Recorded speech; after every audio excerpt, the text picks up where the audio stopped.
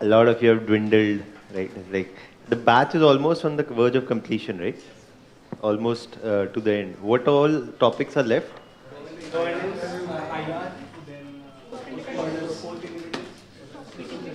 Post-independence, social justice, IR, and governance, and whatever of world history which is left. Okay. So by and large, at least everything for the prelims examination is more or less done. Okay, so whatever is left is only from the mains perspective, mostly what are the things which are left. Now, long ago, where we met. Okay, so we had discussed the unification and the three words.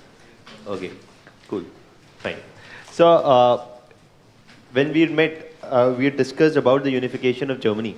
And discussing the unification of Germany, we had talked about that how the German unification itself was something which was a long-standing process and it took a lot of time, right? And we talked about the three stages of German unification. We talked about how the economic unification of Germany actually preceded the political unification. And the economic unification of Germany was in the form of Zollverein, where you see that the Prussian capitalist class supported the drive of Bismarck and others to actually carry out the unification. Now, we talked also that the revolution of 1848 was one of the liberal failed attempts to bring about the unification of Germany. And it was later, after 1860, that you see the three major wars which were fought, which ultimately brought about the unification of Germany, and which was in consonance or in agreement with Bismarck's policy of blood and iron. Right. So we discussed all of that. We discussed the three major wars for Schleswig and Holstein, then for the Northern Germanic Confederation, and then for the Southern Germanic Confederation. So we'll discuss all of that. Now, what we're going to do today is firstly quickly talk about Bismarck's foreign policy and also about some of the major events that led up till World War I. But before we do that, what we're going to talk about very briefly also is the Italian unification, because they can also give you a direct question on Italian unification. In terms of 19th century European history, we say that in 19th century Europe, it was Germany and Italy, which were the two major new countries which had come into existence. We've already talked about Germany, but Italian unification is not a very big topic. It's a very brief topic. And I mean, one can study any country's history and as much depth as required, but as much depth as one wants. But from an examination point of view, the direct question, if at all has to come from this, is going to be discuss the process of Italian unification and the role played by Count Cavour, or the Italian Prime Minister, in this situation. Okay, so Cavour played an important role in the unification of Italy. That's what we're going to discuss about. First, after that, we'll talk about Bismarck's foreign policy after 1871 and how and what was its aim, and to what extent it was also partly responsible for the beginnings of what would later eventually result in World War I. Okay, so we'll talk about that. Let's first do about the unification of Italy. Now, in terms of unification of Italy, the direct question that can come in your mains examination is discuss the process of Italian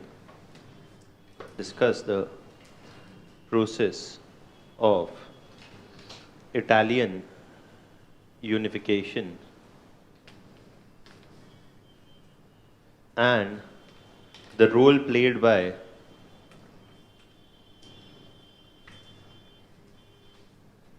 Count Cavour in this process. So, I mean, there's a direct question. There's no other question which can be made from here. Now, what we're going to look at is that how did Italian unification happen? Now, in terms of Italian unification, what we firstly need to know is, again, the need is actually to see a map. We've not seen a map of Italy anyways, And again, it would be very difficult for you to probably understand it without seeing the map. But before we see the map, what you need to understand, and this is firstly for your understanding, I'll show you an actual map. So that would become more clear there. In the process of Italian unification, or rather you can find that in the PowerPoint presentation, very clearly mentioned, and I've mentioned, labeled all those areas also. So it's easy that ways. Now, in the process of Italian unification, we say that there was, we had talked about France, we had talked about Prussia, we had also talked about Austria, right? Now, and there's also obviously Spain.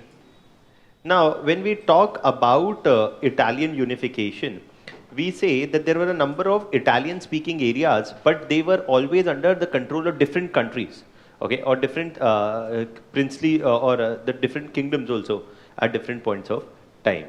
Now, when we talk about two major Italian-speaking areas, one was Lombardia or Lombardy, and the other was Venetia.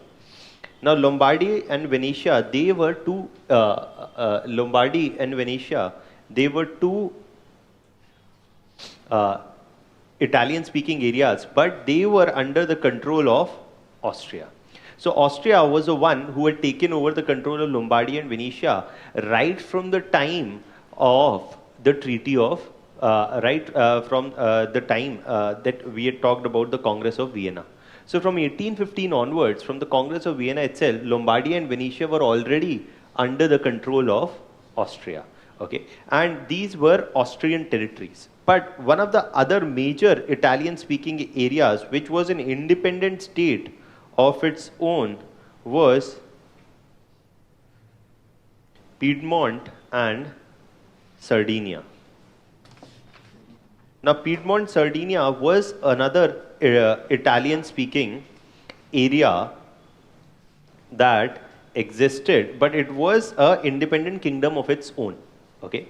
Similarly, there were other Italian-speaking areas also. One of the other major Italian-speaking areas, which was independent on its own, was Rome, or Rome, where the Holy Rome, which was also the center of the Holy Roman Empire, was also independent of all other players. And apart from this, there was another Italian-speaking area, and this was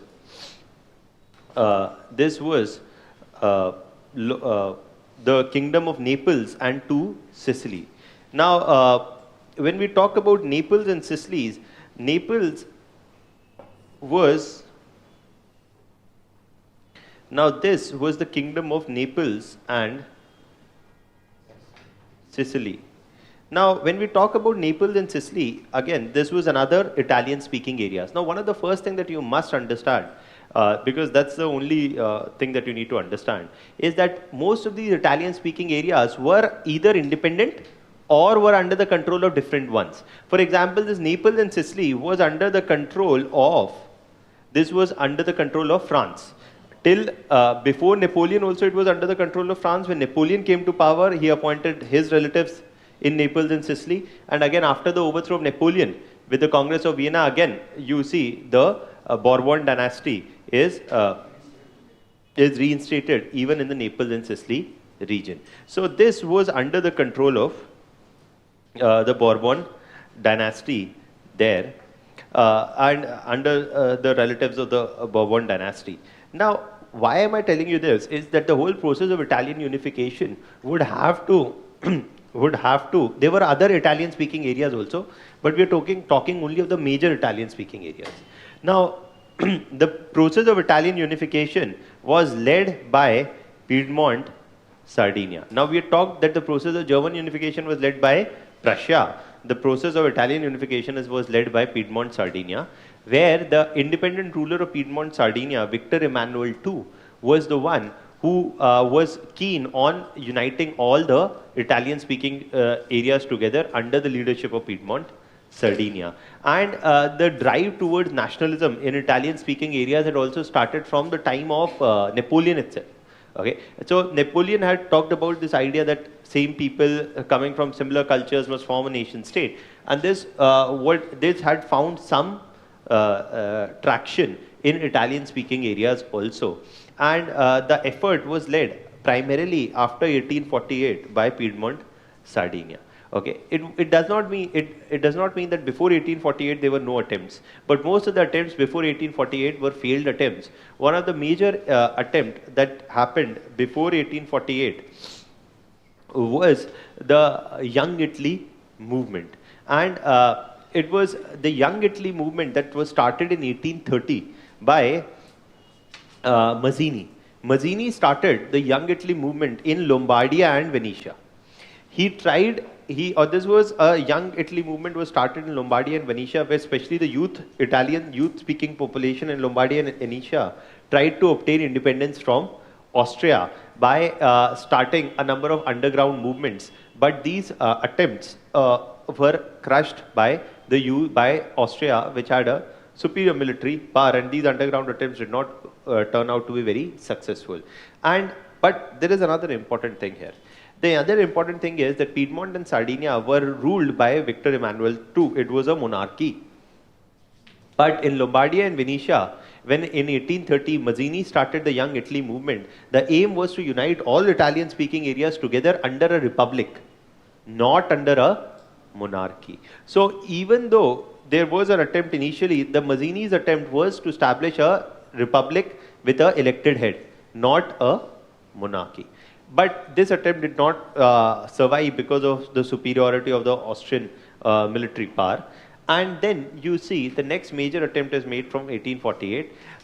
In Victor Emmanuel II appointed Count Cavour as the prime minister and tasked him with the primary responsibility of carrying out the unification of Italian-speaking areas under the leadership of Piedmont, Sardinia. Then after 1848, what the first realization that Cavour makes and realizes that Piedmont, Sardinia is actually a relatively small state as compared to Austria, and if at all it had to take control of Lombardy and Venetia from Austria, it could not do so on its own. Okay, and so it would probably require either a direct or an indirect assistance from other players. And also, so that with this realization in 1851-52 itself, Piedmont, Sardinia promised or expressed their support to France and Britain in the ongoing 1853 onwards Crimean War. From 1853 onwards, there was the war in the Crimean region broke out. We're not going to discuss the Crimean War. I'm just telling it to you that at this point of time, France and Britain were already engaged in a war in 1853-54 with Russia over the Crimean region. Okay, and during this war, Piedmont, Sardinia pledged support to Britain and France, even when there was no formal request which was made by Britain and France. The reason was that Piedmont, Sardinia were expressing this keenness to support Britain and France with the hope that if at all, that in the future, if at all any conflict breaks out in which Piedmont and Sardinia finds itself placed against Austria over the question of Lombardy and Venetia, then Britain and France would either remain neutral or would come to the rescue of Piedmont, Sardinia. And that is why in 1853-54, when the Crimean War began, they pledged support to Britain and France. Now in 1858, what you see is that Britain, again, by 1858, Britain had pledged to Piedmont, Sardinia, that in case of outbreak of any war with Austria over the question of Lombardy and Venetia, it will stay neutral. Whereas France had promised that it could come to the assistance of Piedmont and Sardinia if it was attacked by the Austrians. Okay, so in that context, what happens is that in 1858 onwards, in fact from 1848 itself, for almost a decade, Piedmont and Sardinia had strongly focused upon economic development, irrigation, building of roads, etc. Because the idea was to develop Piedmont, Sardinia as a model state, as a state which other areas would look upon and thus would be willing to join the Italy, which would be led by Piedmont and Sardinia. So economically, Piedmont and Sardinia, and militarily also, was the more prosperous one. And so that was the case. Now by 1858, finally, when you see that this kind of indirect agreement has been reached between Piedmont, Sardinia and Britain and France in 1861, finally you see that Count Cavour instigated a number of indirect attempts in Austria, in Lombardy and Venetia, to try and gain independence from Austria. However, obviously Austria had a military superior power. So because of that, Austria had a superior military power. And so you see that despite initial attempts made in Lombardy and Venetia, they were again not very successful. But Austria now attacked Piedmont, Sardinia, because it was well aware that Piedmont and Sardinia was fomenting trouble in Lombardia and Venetia region. And Austria attacked Piedmont, Sardinia, and you see that ultimately in this war that broke out in 1861 between Piedmont, Sardinia and Austria, you see that Lombardia was won over by Piedmont and Sardinia. Okay, Lombardia was won over by Piedmont and Sardinia, but Venetia still remained with Austria. Okay, that's there.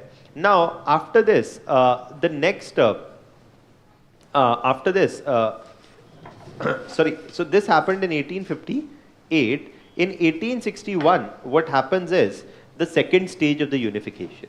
The second stage of the unification happened where now Piedmont and Sardinia already had Lombardia. Now Piedmont and Sardinia focused upon Naples and Two Sicily. This was called Naples and Two Sicily, and they focused upon this. To get hold of this, what Count Cavour did was he urged Victor Emmanuel II to provide military support as well as armed assistance to Garibaldi. Garibaldi was another individual just like Mazzini, who also wanted Italian unification, who also wanted unification in Italy primarily under a republic. So Garibaldi had established, with the support of some 1,000 of its followers, the Red Shirts. And these Red Shirts had aimed to bring about an armed overthrow of the rulers in Naples and Sicily and take over the control of the government there. So at this point of time, when an armed attempt was made by the Red Shirts, Piedmont and Sardinia provided assistance, provided military assistance to Garibaldi, and ultimately Garibaldi was successful in overthrowing the rulers in Naples and Sicily in 1861. But now the question was that Garibaldi wanted a republic, whereas Piedmont and Sardinia wanted Italian unification, but under the monarchy of Victor Emmanuel II. At this point of time, you see that now Cavour advised to Victor Emmanuel II to send in additional troops and forcibly take over power from Garibaldi. But rather than any major war breaking out, Garibaldi himself agrees to a voluntary union with Piedmont and Sardinia. So in the first stage, we saw Lombardia being taken. In the second stage, we see that Naples and Sicily is being taken. Now, in the War of 1871, in the War of 1871, you see that Austria was defeated at the hands of Germany, right? In 1871, the Franco-Prussia in the 1871 war. I'm saying not about the 1871 war, the 1865 war that happened between Austria and Prussia had the war, right? And this war was over the Northern Germanic Confederation, the Northern Germanic states. In this war, when Prussia had defeated Austria, so Austria was not only was forced to do away with the Northern Germanic states, but also Bismarck got Venetia released from Austria and handed it over to Italy. Okay, so and handed it over to Piedmont and Sardinia. So in Venetia was handed over by 1865. okay, because of the war. You remember, right, that we talked that there were three major wars fought between Prussia and Prussia fought three major wars for the process of unification. The first war on Schleswig-Holstein, the second war with Austria on the northern Germanic states, and the third war with France on the southern Germanic states. So with the second war, you see that when Austria was defeated, Venetia was also handed over to Piedmont, Sardinia by Bismarck. Okay, and now Venetia is going, leaving one of the last major but central Italy region, and that was Rome. And this Rome region was again handed over, or this Rome region united with the rest of the Italian speaking areas after 1871. When in 1871 you see that Germany is defeating France, and Germany's defeat of France, at the same point of time, Germany also extended support for the Italian unification. Bismarck extended support even for the process of Italian unification, with which Italy is taking over the direct control of Rome. Rome did not have an army of its own, and Rome was already maintained in a state of relative neutrality, primarily because of French insistence. But once France was defeated, you see that even Rome is being united with the rest of Italian speaking areas, and we see the process of Italian unification is complete. Okay, so again, you see that this is the whole process. We say that beginning from 1850, that the first stage you see Lombardia is going, the second stage you see that Naples and Sicily is going, in the third stage you see that Venetia is going, and in the fourth stage is Rome. That's it. Okay, and what is the role of and why do we say Cavour is important? Because Count Cavour is very important to the process of Italian unification, because he was a key architect of Piedmont and Sardinia's policy. He also favored developing Piedmont and Sardinia as a model state and focused on economic development, so as to develop it as a modern state, which would as a model as well as a modern state, which would appeal to other Italian speaking areas which would be willing to join it. So he's both an architect of the foreign policy for Italian unification, but also is the one who actively worked towards the economic development of Piedmont, Sardinia. That's all that we say here. Okay. Now, any doubts in this? So when Piedmont and Sardinia attacked Naples and Sicily, did France oppose them? Okay. So the question then comes.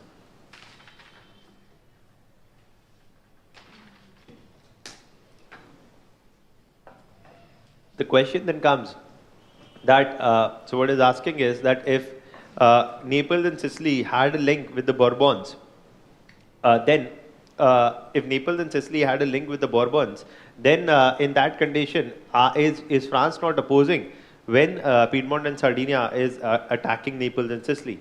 Well, the answer to that comes from the fact that after the revolution of 1848, again, it was the Napoleonians who were ruling France, whereas in Naples and Sicily it was the Bourbons. Okay, so that was the reason that there was no interference by France in this matter, because in Napoleon, the Napoleon line was ruling in France after 1848 till 1871, whereas here it is the Bourbon dynasty. And so there is, even though they started off same, but that's not how it is at this point of time. So seeing both the unification process, can we say that as Bismarck is to Germany, he is to the yeah, so policies adopted were relatively similar, or? Okay, so actually from your examination point of view, what is asking is that can we compare Bismarck's policy and Cavour's policy, and can that be asked in the exam? See, we definitely say that obviously Count Cavour is also very central to the unification. He also did not shy away from the use of force in the process of unification. But a direct kind of a comparison between the two is not asked as such, or I mean most of the texts that you'll look at, they're not comparing them as such. That was there any key similarity or key difference. But yeah, you see that both these unifications were the ones which involved the use of force, and both these unifications were also the ones which reflected that the Congress of Vienna's aim of preventing the rise of nationalism were probably falling apart.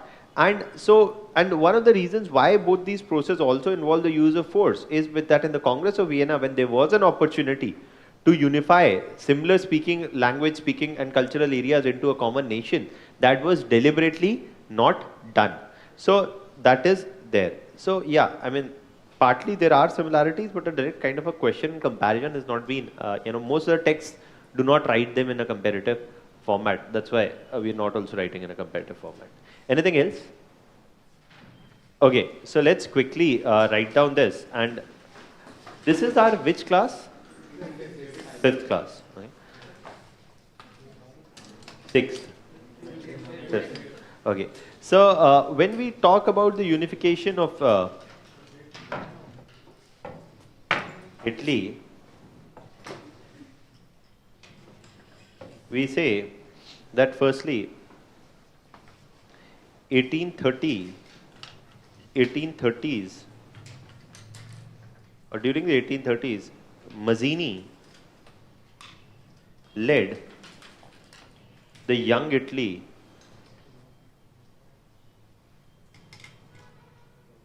movement. Mazzini led the Young Italy movement and aimed to establish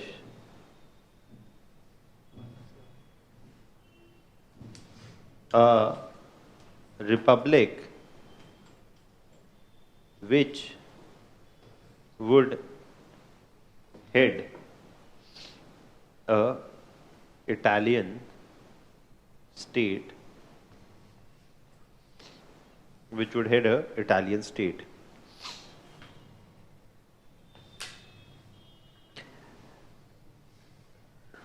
to move towards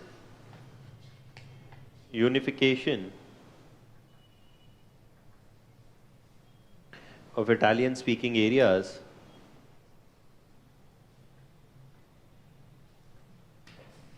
To move towards unification of Italian speaking areas,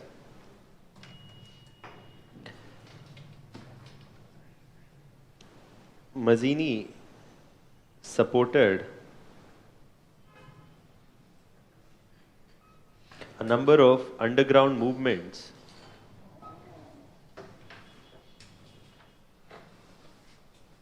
in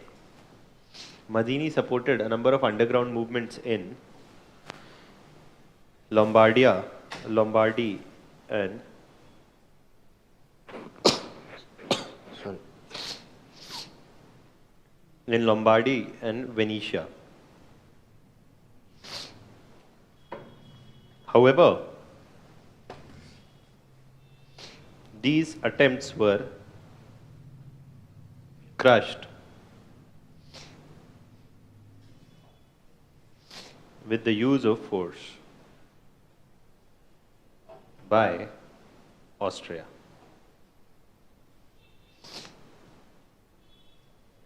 Then we say that in 1848,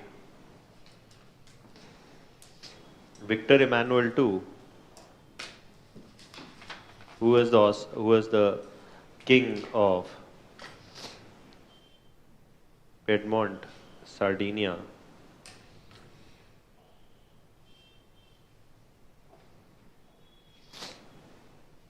aimed to carry out unification of Italian-speaking areas under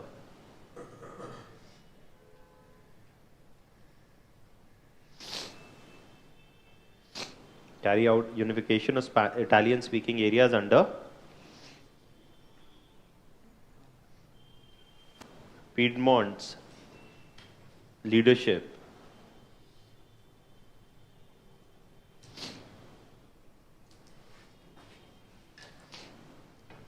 You see that Count Cavour was appointed as the Prime Minister. he played a crucial role in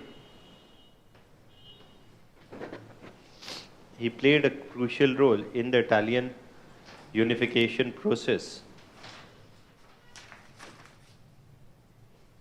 by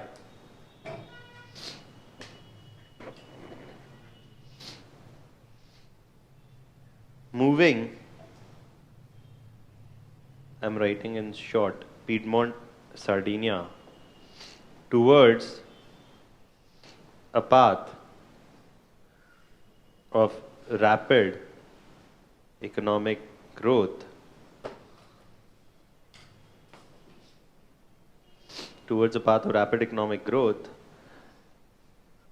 industrialization, and infrastructure construction. Also, B, he extended support to France and Britain during the Crimean Wars in 1854.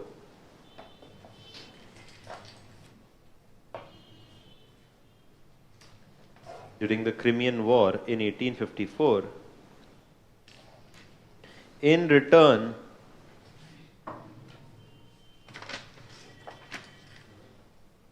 for ensuring neutrality or assistance of these actors in case of breakout of conflict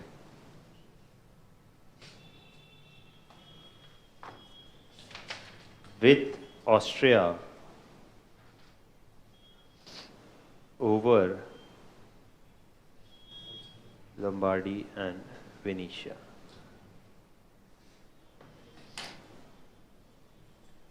So,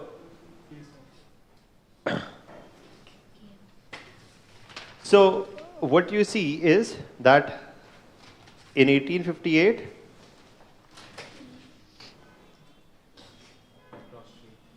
Piedmont, Sardinia instigated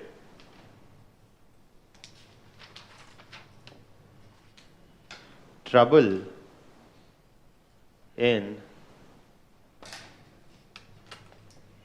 Lombardia and Venetia,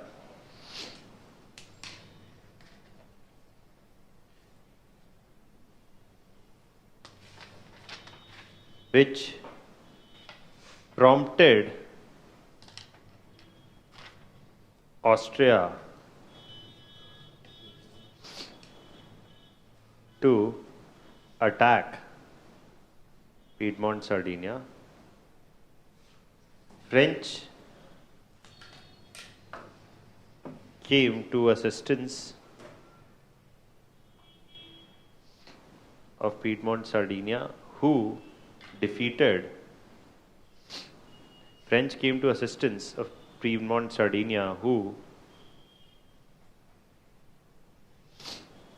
defeated Austria to take control of Lombardy.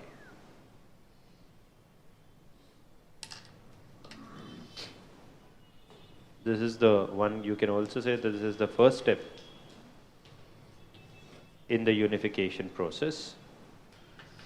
Then we say that the second major step in the unification process is 1861. And here you see this is the second major step.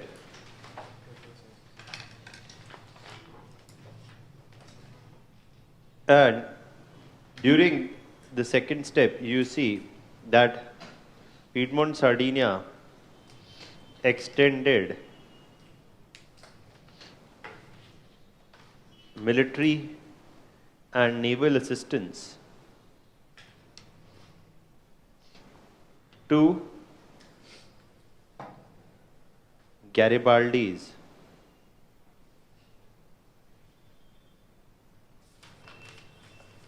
red shirts, which aimed to militarily overthrow the rulers of Naples and Sicily.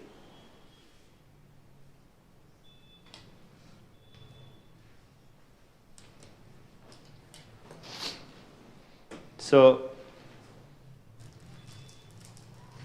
this was done, and you see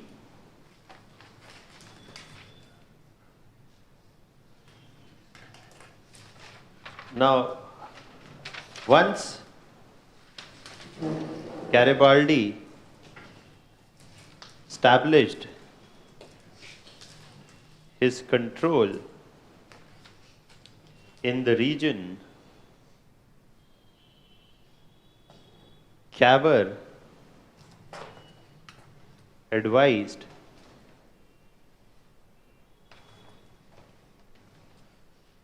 Victor Emmanuel II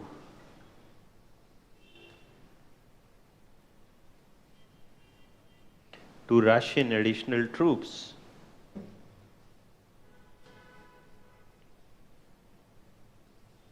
And take over control from Garibaldi. However,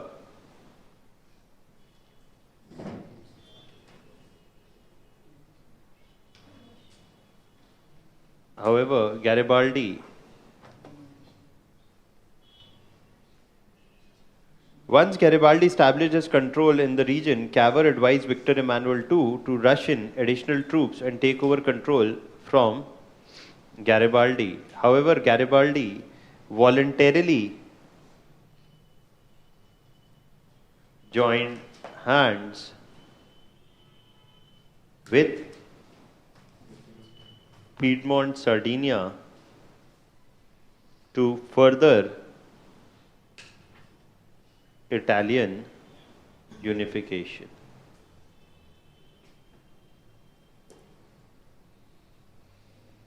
So that's the second major war. The third, as we said, was in 1865. Bismarck defeated Austria over the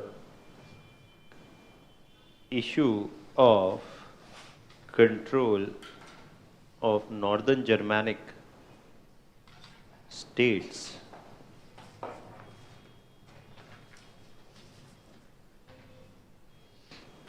Bismarck supported Italian unification and handed over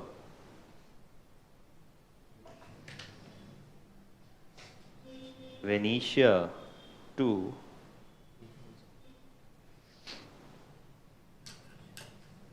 Piedmont, Sardinia.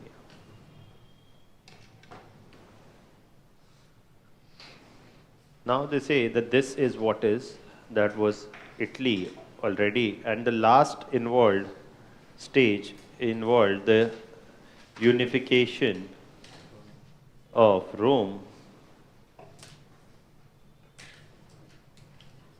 1865 one could also say is the third. 1871 is the fourth. The unification of Rome followed the French defeat in the Franco-Prussian War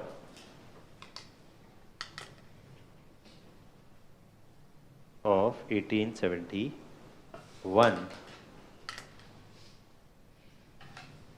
after which Rome united with Italy. Rome united with Italy. We say that before this also itself, we can say that Italy was established, but finally with Rome coming in, Italy was already before that divided into two parts, northern Italy and southern Italy. Rome was in the center. So with Rome being united, you see Italian unification is complete. And this completed the unification process. See, SPE, please don't read more than what we are doing, because ultimately because we are not students of Italian history, right? So we just need to know enough that probably if the question comes, take for example, see, one of the things is that world history, if they have to ask tough questions, there are relatively more standard areas to pick up from. And just because even we have little or no familiarity with a number of other areas, even a simple question is good enough. Okay, so it's not like modern Indian history where you are already familiar with a lot of things, so they made to search for questions which are not very or which you may not be aware of. Most of the things in world history we are anyways not aware of. So that's the reason. Now, what we're talking about now, everybody's written this much? Now, what we're going to talk about is the next major topic, and here we'll talk about Bismarck's foreign policy also as a part of it, or you can see it as a separate thing also.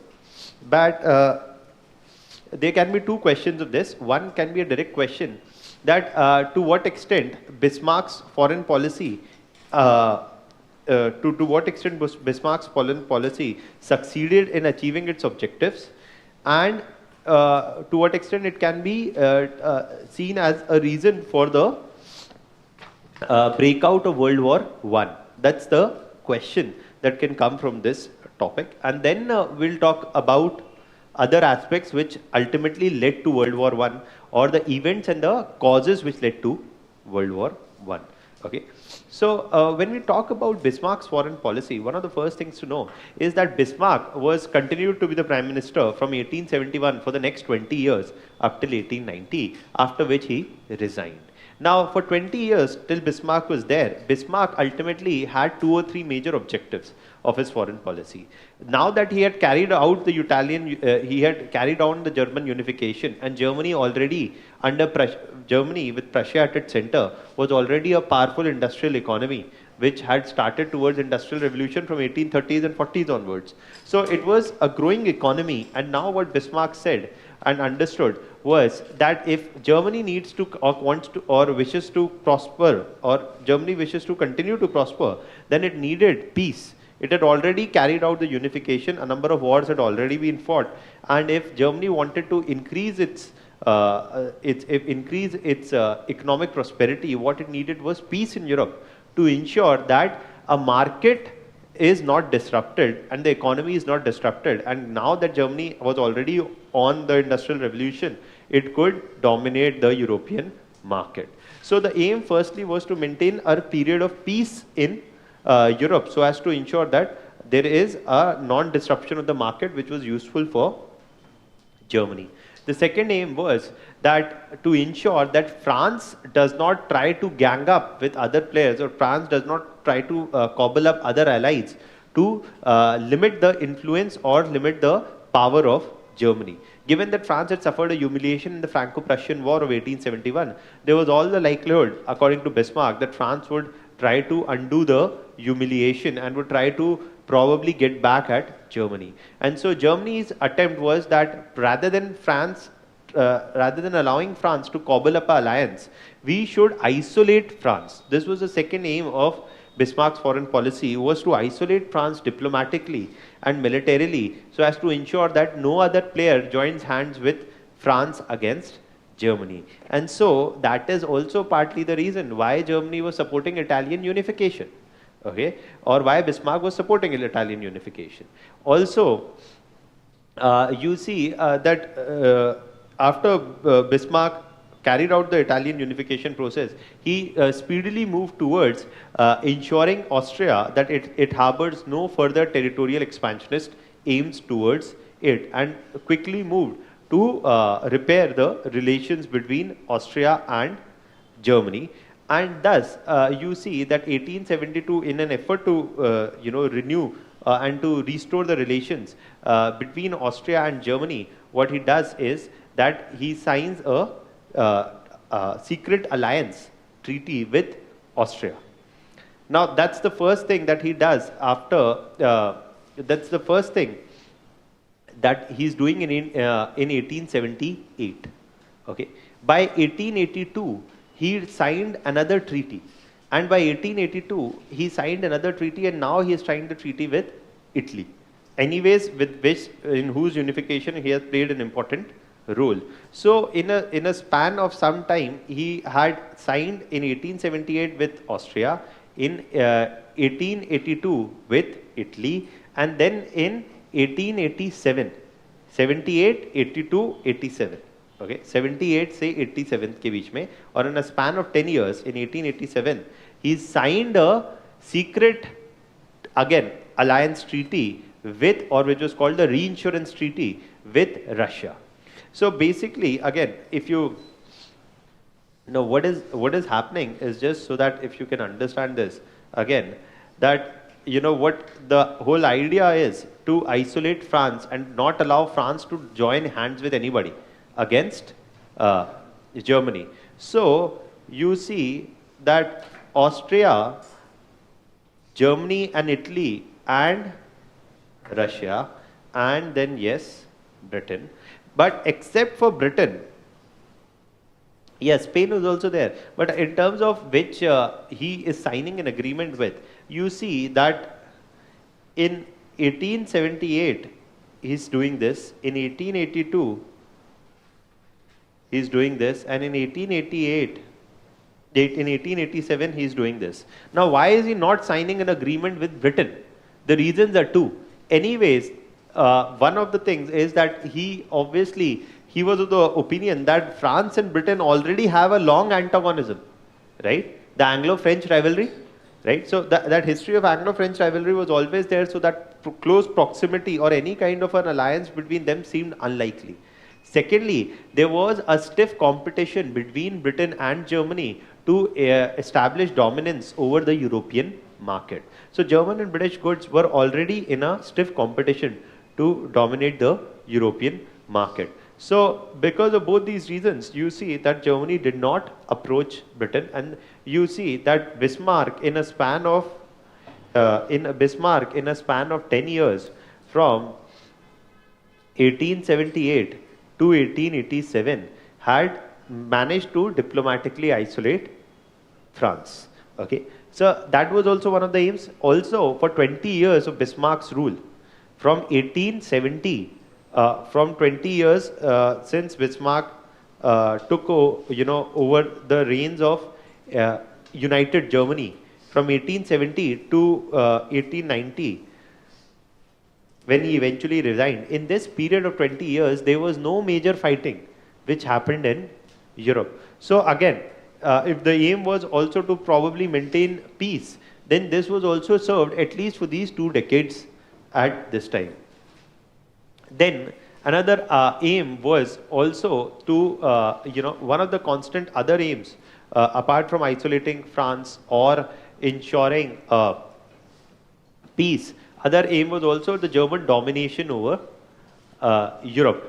And the German domination over European market as well as over Europe in general, because you see that while Germany kept on signing these secret treaties were in the nature of peace treaties, where there were secret peace treaties or reinsurance treaties, where once both the countries agreed that they would come to each other's rescue in the case of likelihood of breakout of any conflict. But on the one side, he kept signing peace treaties. On the other side, he kept on increasing the military expenditure on German army and the German navy, including the German army.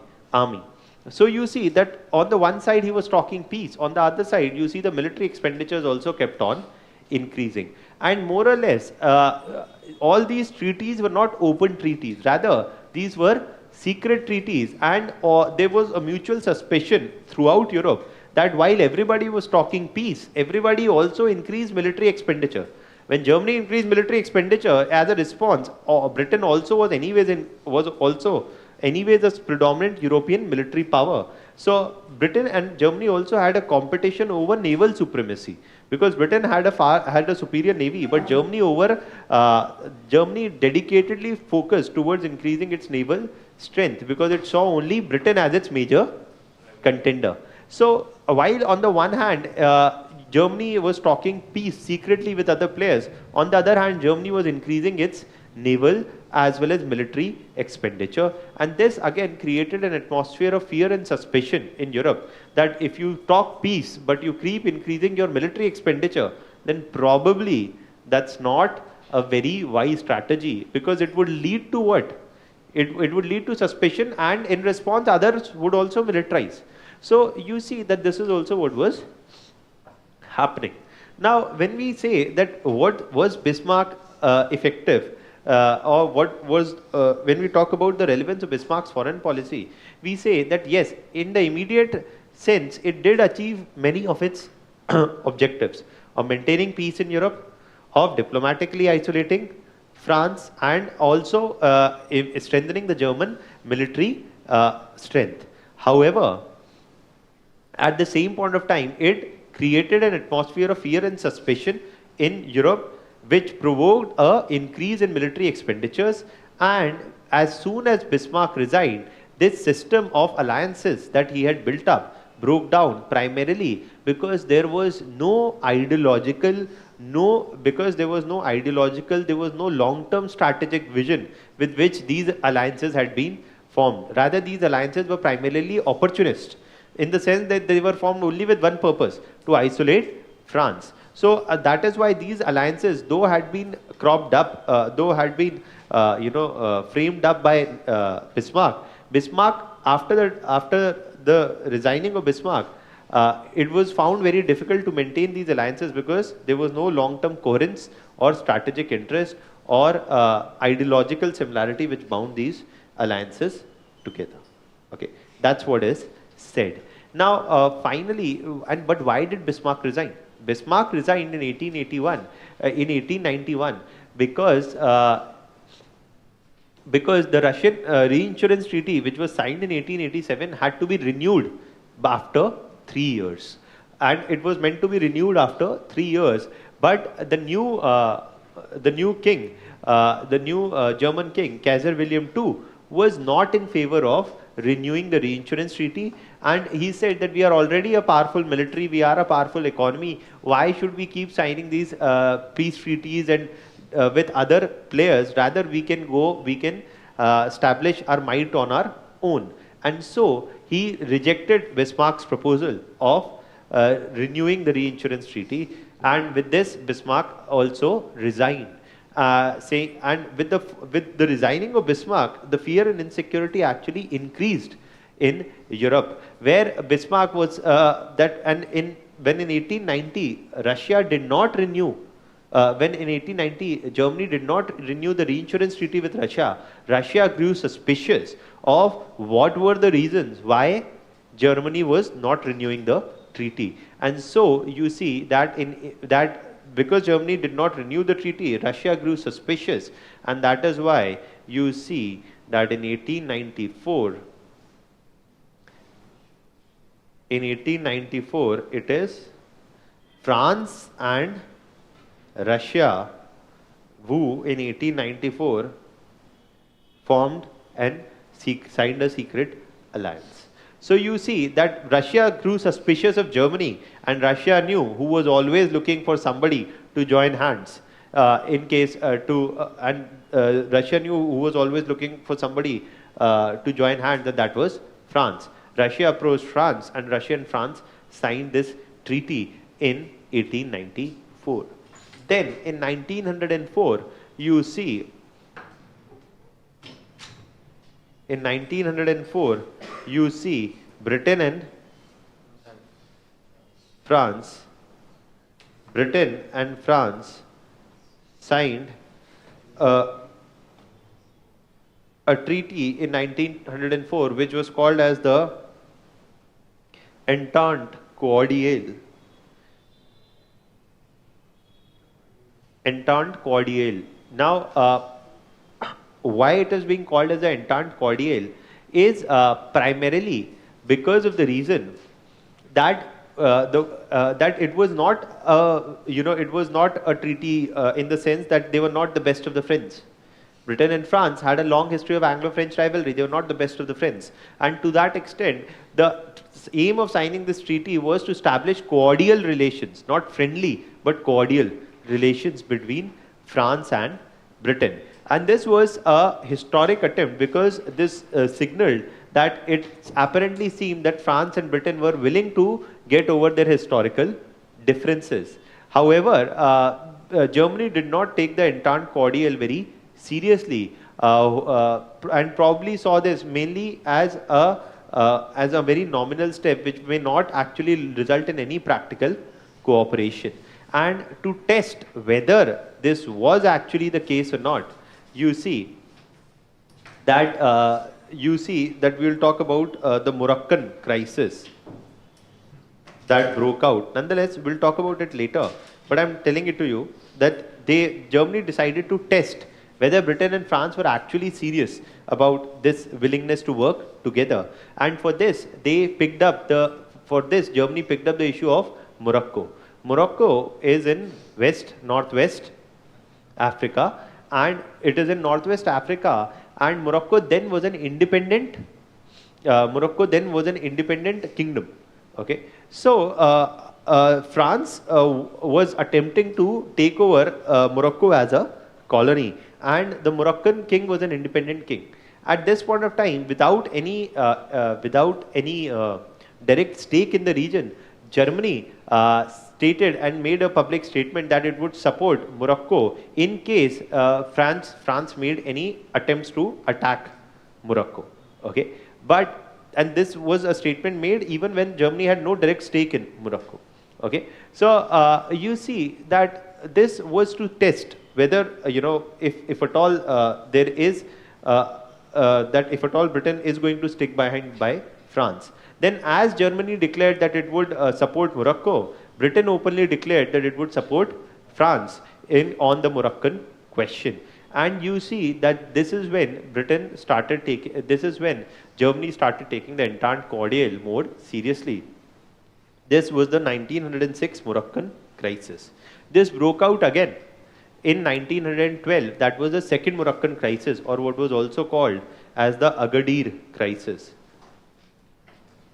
Don't worry, we'll talk about the Agadir crisis again in more detail. I'm just telling you as a broad structure. Okay, so this is also happening, and now what is clear is that Britain and France are also serious about their partnership. And so you see that in 1907 there is the formation of the Triple Entente, where Britain and France were already in the relationship, and France and Russia were already in the relationship. Now it was decided that all the three of them will form a common alliance, and that would be the Triple Entente. And if this was a Triple Entente, the Triple Entente included Britain, France and Russia, whereas the Triple Alliance included Germany, Austria and Italy. So you see that this is the web of interlocking alliances that was built in the region. Germany, Austria and Italy on one side, and Britain, France and Russia on the other side. This is one of the major factors which ultimately led to World War I. But again, in World War I, you will see that Italy actually backed out from supporting Germany and Austria, and rather actually supported the Triple Alliance.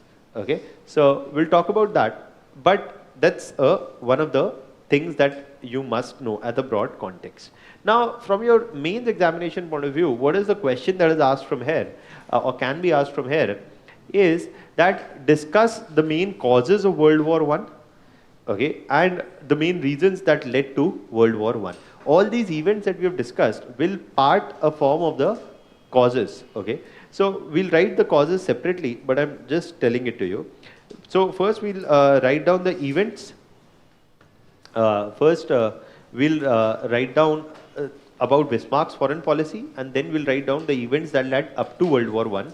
Then we'll talk about the major event that was the immediate cause of World War One, and that was the annexation of the Bosnian region by Serbia, and the assassination of Archduke Ferdinand and all those things. So we'll talk about it. Now let's firstly write about the Bismarck foreign policy, and yeah. Bismarck ka resignation. Bismarck ka resignation, or what is asking is, why did Bismarck resign? Bismarck resigned primarily because of two reasons. That firstly, in Bismarck's understanding, it was important to not pursue any further territorial expansion, which Kaiser William II did not agree to. Okay, so Kaiser William II was of the opinion that if we are militarily and economically strong, why should we look for any kind of an alliances? Our major challenge is only the British that we are going to deal with. The second reason was that Bismarck resigned was primarily because Kaiser William II refused to renew the reinsurance treaty signed with Russia in 1887, which was supposed to be renewed in 1890, 3 years later, but they did not renew. Okay, so that's there. France and Morocco was rivals. See, Morocco and France were not rivals per se, but Morocco was on the northwest region, almost separated by France by a very narrow territory, sea, right? So you see that France had eyes upon Morocco for a long time. Okay, so this is where they're finding an opportunity to probably intervene and declare it as their own protectorate. But that's why they're actually looking at it from a colonial purpose, not from a contest between the two. Okay, so that's there. What was the relation between supporting Italian unification by Germany and isolation of France? What the relation was that Bismarck was supporting the Italian unification. So what he's asking is, what is the relation between Bismarck's supporting Italian unification and the isolation of France? That Bismarck wanted that France should not find any major partners to ally with against Germany, and that is why he had that much of foresight that one should keep the door open with Italy, and that is why you see that he makes that effort to grant over Venetia to Italy. Okay, that's the reason. Anything else? Okay, so let's write down. You can write down a question.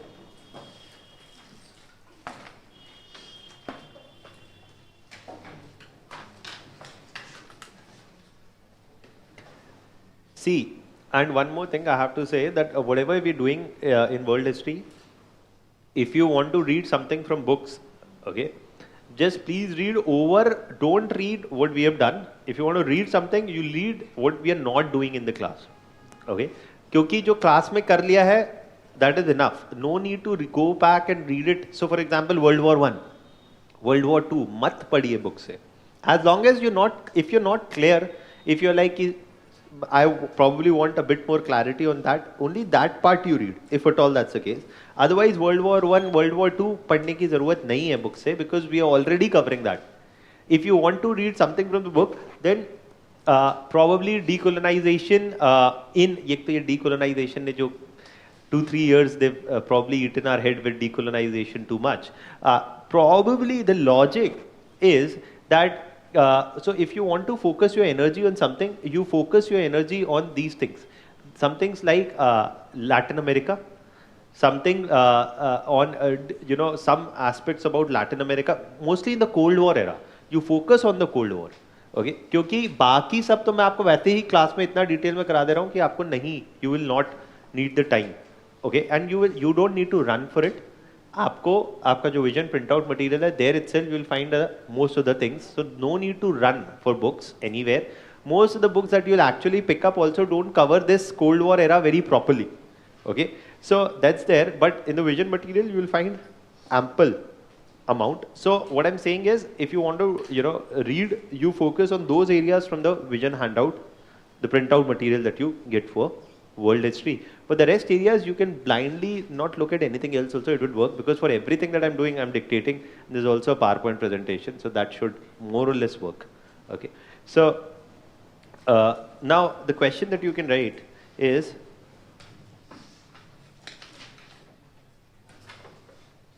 discuss the key objectives of Bismarck's foreign policy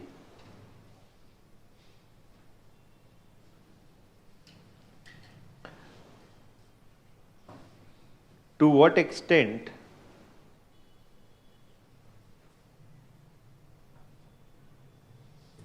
could this be seen as a reason for outbreak of World War I? For outbreak of World War I. So when we talk about Bismarck's foreign policy,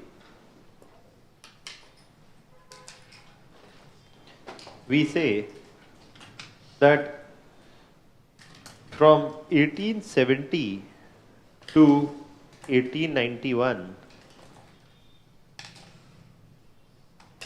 that is till his eventual resignation, Bismarck's foreign policy had the following aims.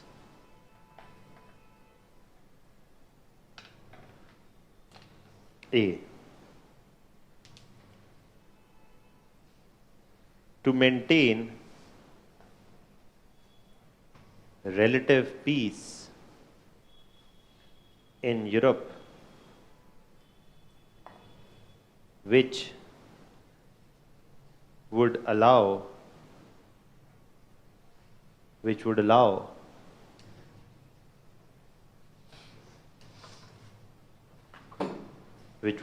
Germany to dominate European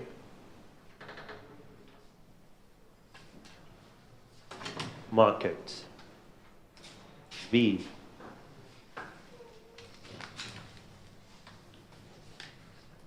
To establish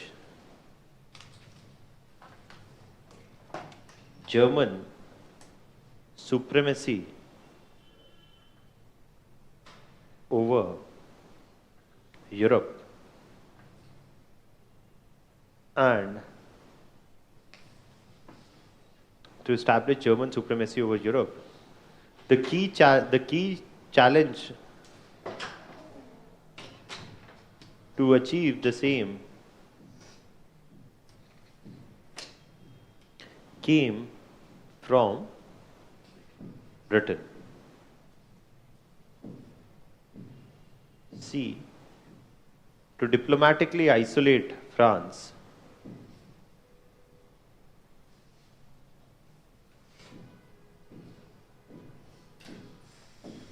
which would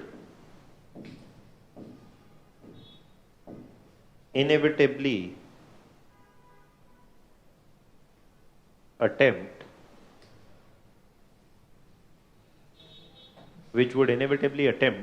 to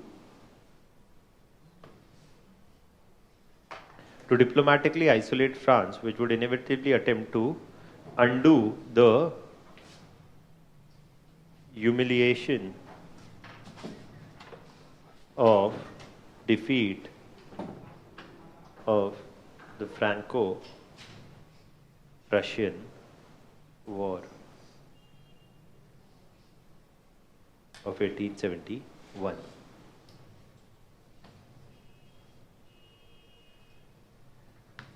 To achieve these aims,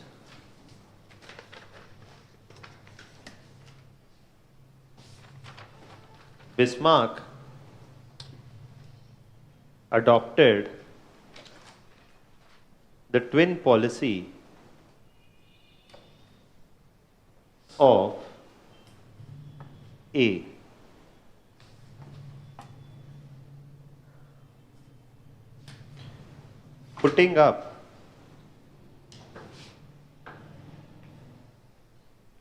Putting up a number of secret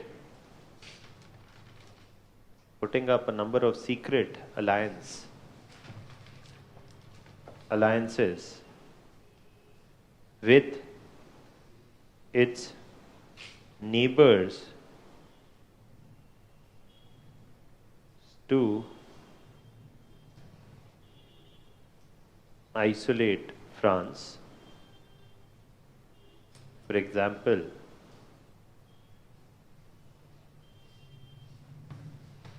we say that in 1878, you see in 1878, we see that Austria and Germany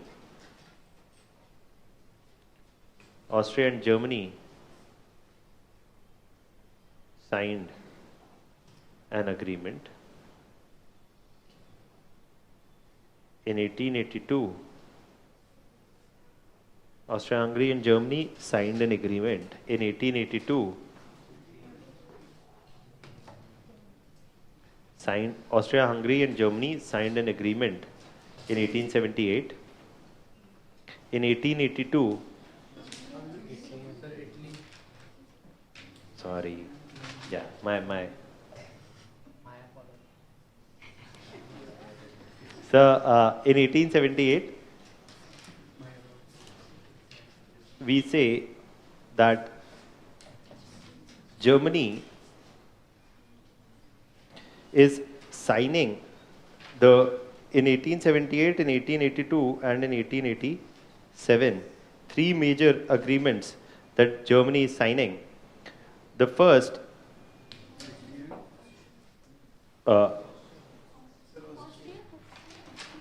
देखिए आप लोग मुझे मत confuse करिए, ठीक है ना? I had written the dates. Ajat, I was writing right. Please don't drag me into it, right? And that's what I was thinking, that I'm writing right. And these people are saying that probably then. So yeah, 1878, 1882 and 1887. हर 5 साल के बाद they're signing treaties. That's how you remember. And the first reason, there is a reason why they're signing it in 1878 with Austria also. Okay? And the reason comes from the fact that the first immediate aim of Germany was to ensure that Austria does not join hands with France. Because if Austria would have joined hands with France, it would have been a much bigger trouble for Germany. So, you see that Germany and Austria signed an agreement. Then you see that Germany and Italy signed the agreement in 1882, and finally in 1887 the reinsurance treaty was signed between Germany and Russia. So to achieve these aims, Bismarck adopted the twin policy of signing these secret alliances, and B,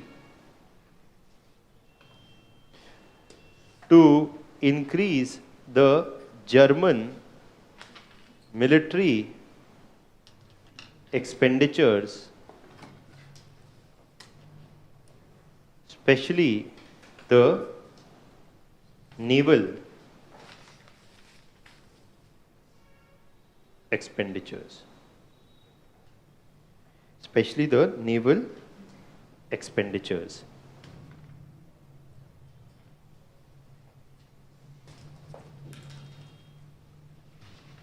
So you see that with these two major steps, However, one of the last points here, however, relations between Kaiser William II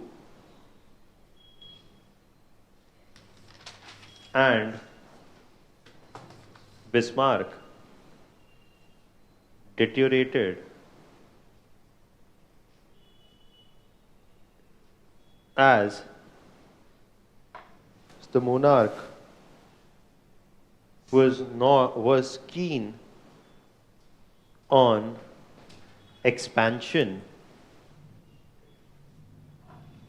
and not on maintaining the alliance system.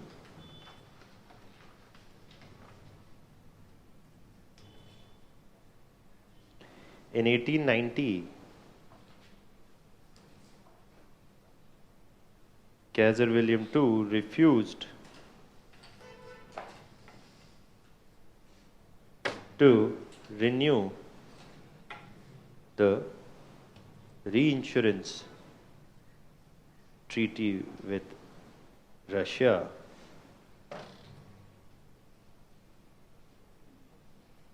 and this led to Bismarck's resignation.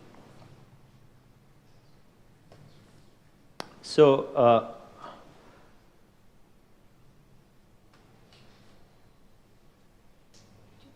to what extent then can we say that Bismarck's foreign policy was successful, or this we say that Bismarck's foreign policy was successful?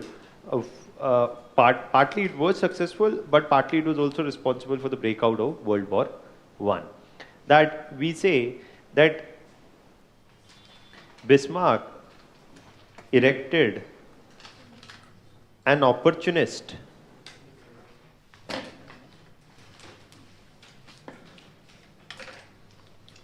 opportunistic, temporary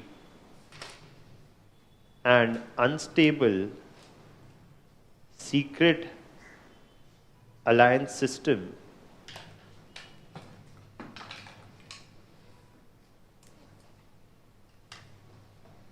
which held on till he was in charge. However, the system soon broke down following his resignation.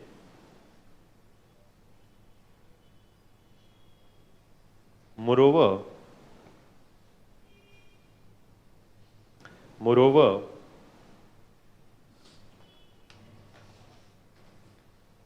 the military expenditures, moreover, the increase in military expenditure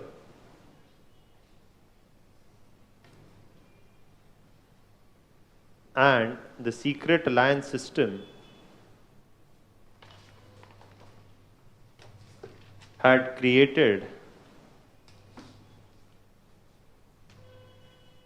an atmosphere of fear and instability in Europe that eventually led to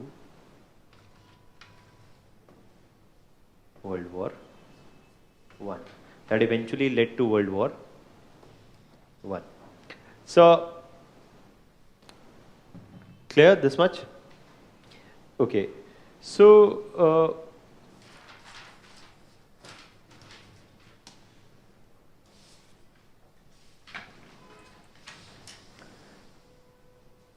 everybody written? I think from the time that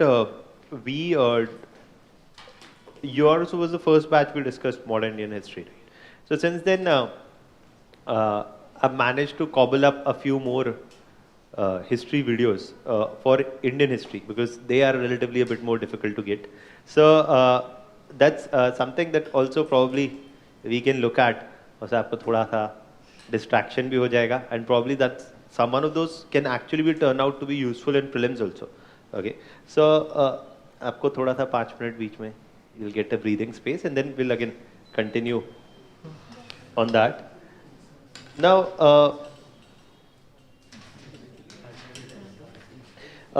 you remember we had talked about tribal.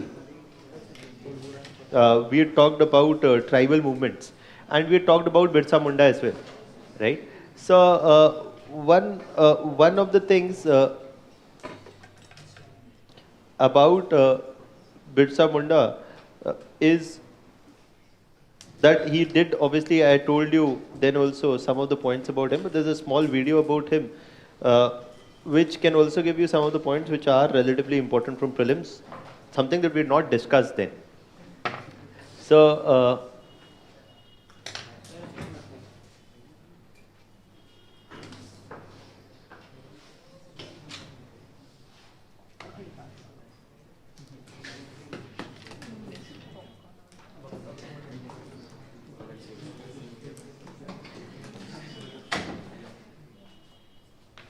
Before Bhagat Singh was even born, before Gandhi started his freedom struggle,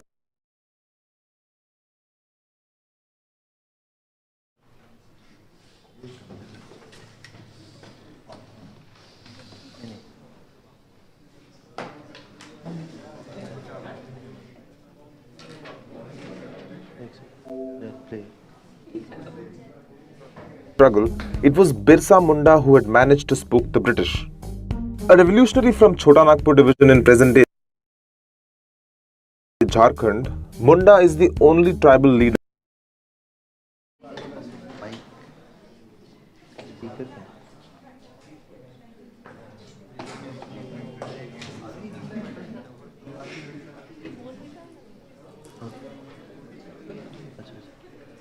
okay, so there's a perpetual sound issue, I guess, typical. So okay, what else overall apart from this? See, your classes are getting over by January 10th.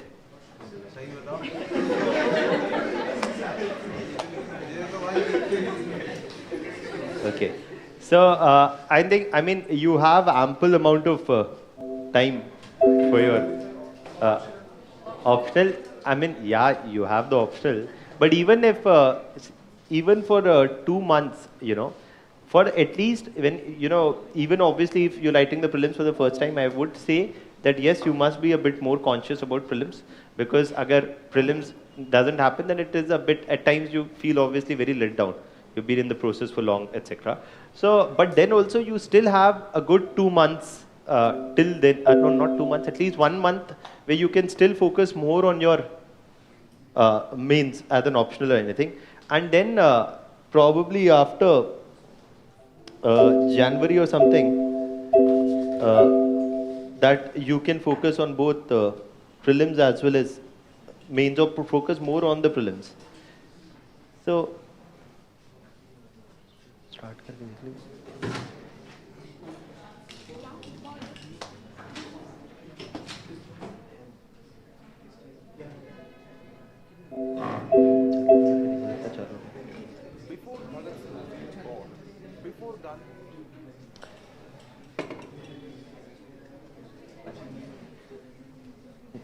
चलो ठीक है. अरे mic से नहीं चला रहा, mic से चला. कहाँ पे स्पीकर्स में?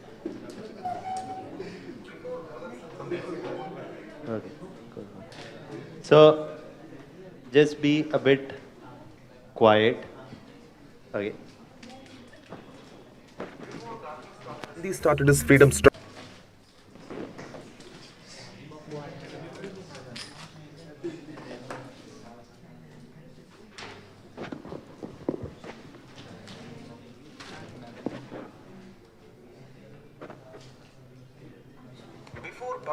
Bhagat Singh was even born, before Gandhi started his freedom struggle, it was Birsa Munda who had managed to spook the British. A revolutionary from Chota Nagpur division in present-day Jharkhand, Munda is the only tribal leader whose portrait hangs in parliament. He was just 25 when he died in the custody of the British.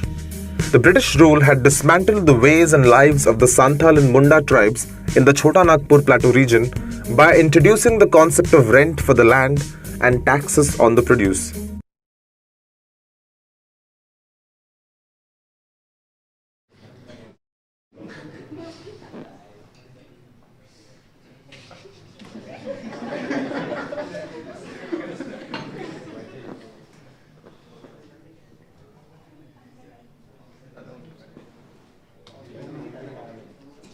Some internet issue also.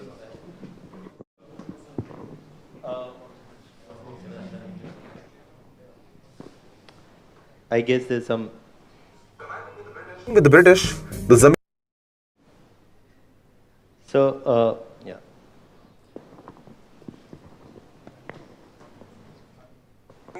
zamindars were able to acquire most of the tribal land, some of whom owned as many as 150 villages, while the Mundas ended up becoming their bonded laborers.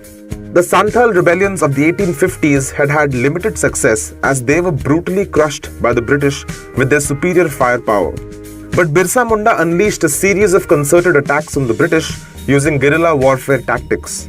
The revolt, called Ulgulan or the Revolution for Justice and Independence, claimed the lives of many British police officers. In 1900, the British attacked the Munda warriors assembled at Dambari Hills, killing hundreds of them with indiscriminate firing. A few months later, Munda was captured while he was asleep in the Jamkopai forest near Chakradarpur town in what is now called Jharkhand. According to some accounts, Munda was tortured in prison, where he died on June 9, 1900. The rebellion forced the British to enact the Chota Nagpur Tenancy Act in 1908, which restricted the transfer of Adivasi land to non-Adivasis. But since then, various attempts have been made to amend the CNT Act by successive Indian governments to grab the forest land. While on the one hand the government appropriates the legacy of Birsa Munda, it is trying to dilute the provisions of the very act that the revolutionary laid down his life for.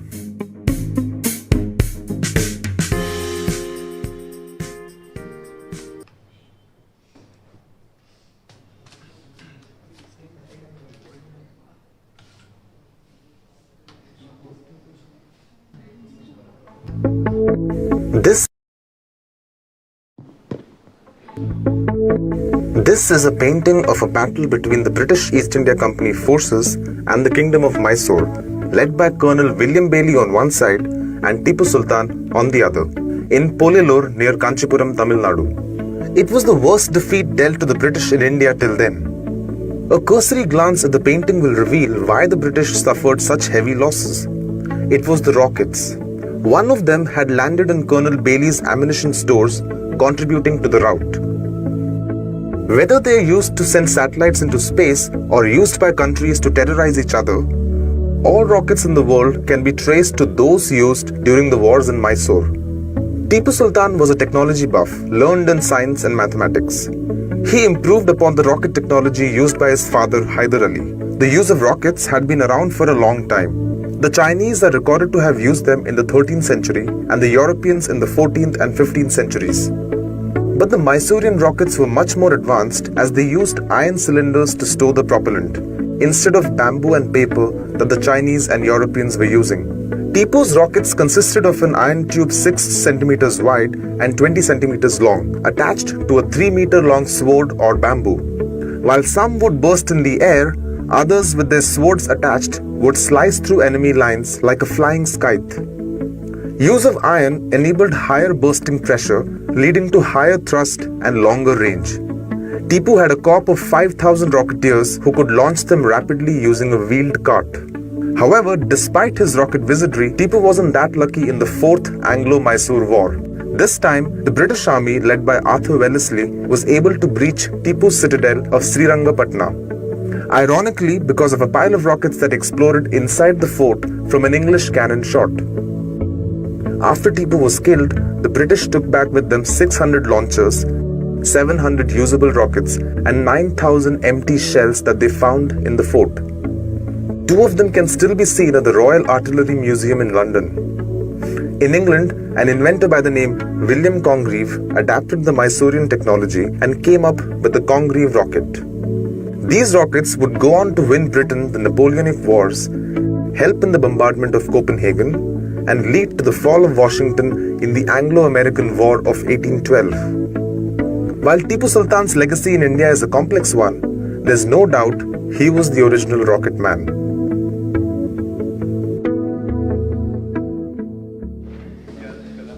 So, yeah, the one, okay. So, one of the things that is important from your prelims point of view is about Birsa Munda and about Ulgulan and the Chota Nagpur Tenancy Act, because that's a direct consequence of his efforts. So that is important because they can also give you a question in the prelims examination on Birsa Munda. So I mean there's a chance or a likelihood that it can probably be there. Now that is why. So there are a couple of more. Probably we can see that later. Now.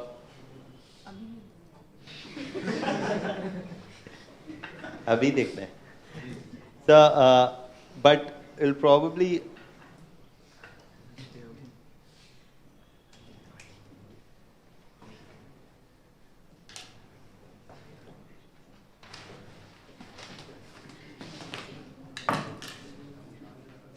So, okay, so let's come back to what we were discussing. In terms of Tipu Sultan and everything, it's more from an interest point of view. But also it tells you that one of the things it does tell you that technology is something which requires any technological advancements requires a constant support as well as a constant improvement. And in the absence of which, you will find that there will not be any major technological growth. I mean, if Tipu Sultan was responsible for it, later Indian rulers neither adapted his technologies or neither did work on it.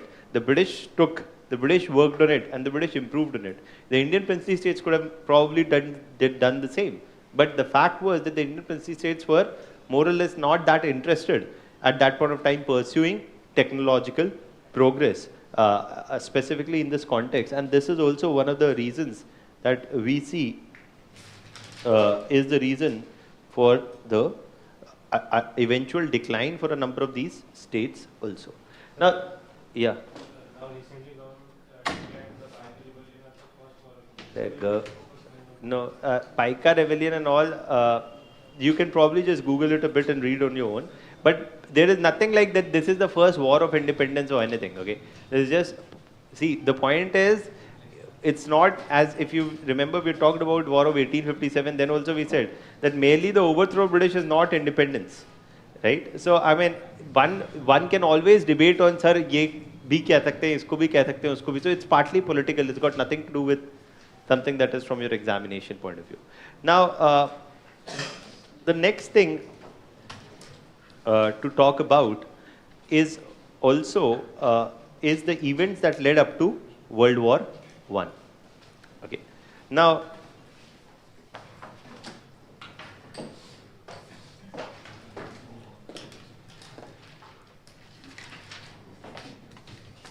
so events that led to World War I.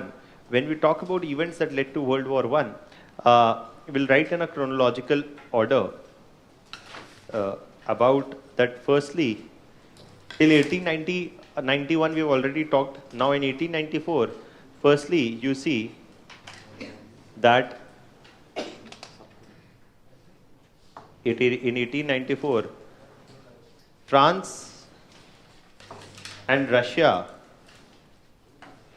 entered into an alliance. Once Germany refused to renew the reinsurance treaty,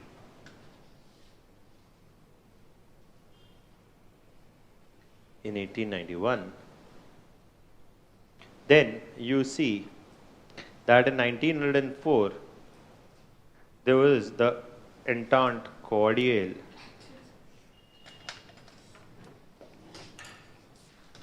that was established between France and Britain. Also, I'm telling you here itself that, and we'll discuss this in more detail, that in 1904 Japan defeated Russia over the issue of colonial control, and we'll talk about Japan separately, okay? So, and Japanese imperialism and the Meiji restoration, all of that, we'll talk about it. So, but separately, Japan defeated Russia over the issue of control of Manchuria.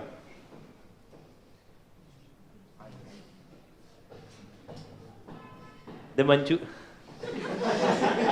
the Manchurian region was what you today see as partly as the Mongolian region. Okay, so this, yeah, so on the eastern coast of China, it was a mineral-rich region which Japan had keenly sought, primarily because Japan had also started undergoing the Industrial Revolution and was looking for an assured supply of raw materials. And Manchuria was a valuable territory which could afford to do the same. We'll talk about it more when we'll talk about Japan and also a bit about Russia later. But Japan defeated Russia, and this was a big deal then, primarily because Japan was an Asian country. Russia was a powerful European kingdom at this point of time and was considered militarily a very big power. But the Japanese success in defeating Russia was seen as a reflection of A, the rise of Japan as a major military and an economic power, and B, about the falling or about the decline of the Russian military strength. So both these things were reflected in Russia's defeat. And this was the first time also when a European power was defeated at the hands of an Asian country. Okay, Japan was the first Asian country to undergo a industrial revolution. We'll talk about Japan more separately. So that's there. Now 1900 and so Japan defeated Russia over the issue of control of Manchuria, and this signified a rise in military and economic might of Japan, which had managed to defeat the Russian Empire. And B, it clearly showed Russia's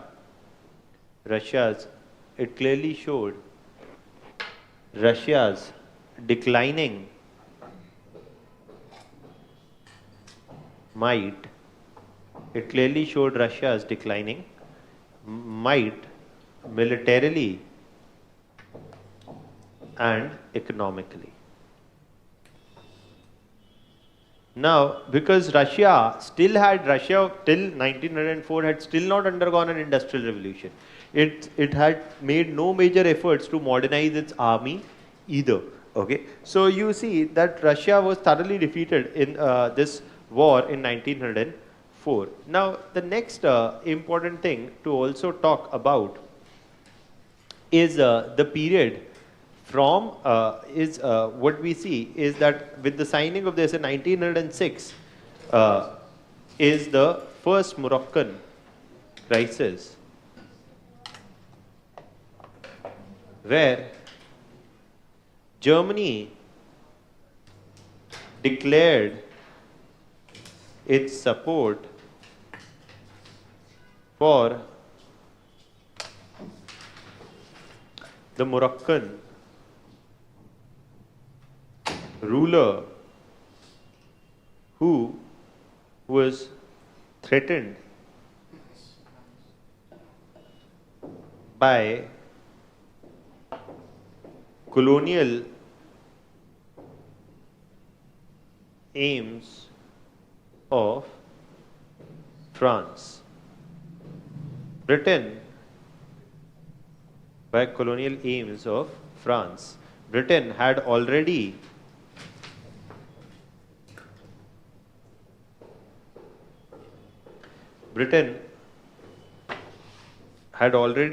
declared support for French position in response to German support for Morocco. This convinced Germany that the intent cordial was a definite attempt to isolate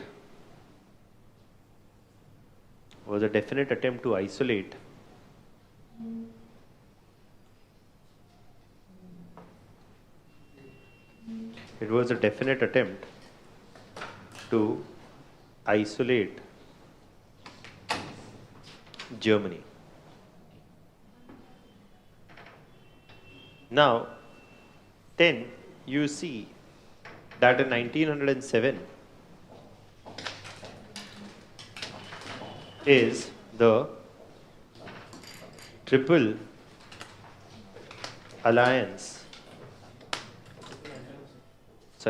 Entente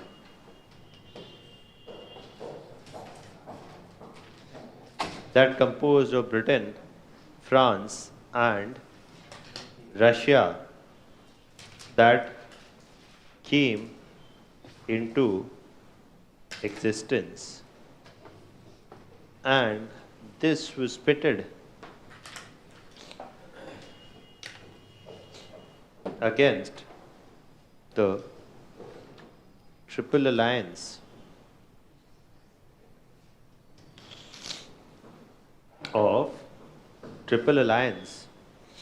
of Germany, Austria and Italy. Germany, Austria and Italy. Thus, Europe was divided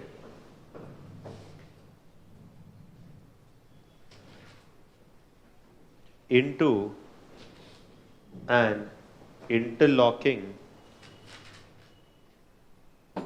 alliance system that made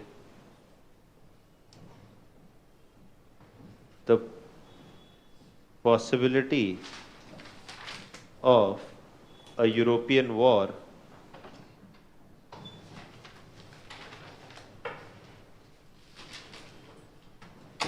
extremely likely.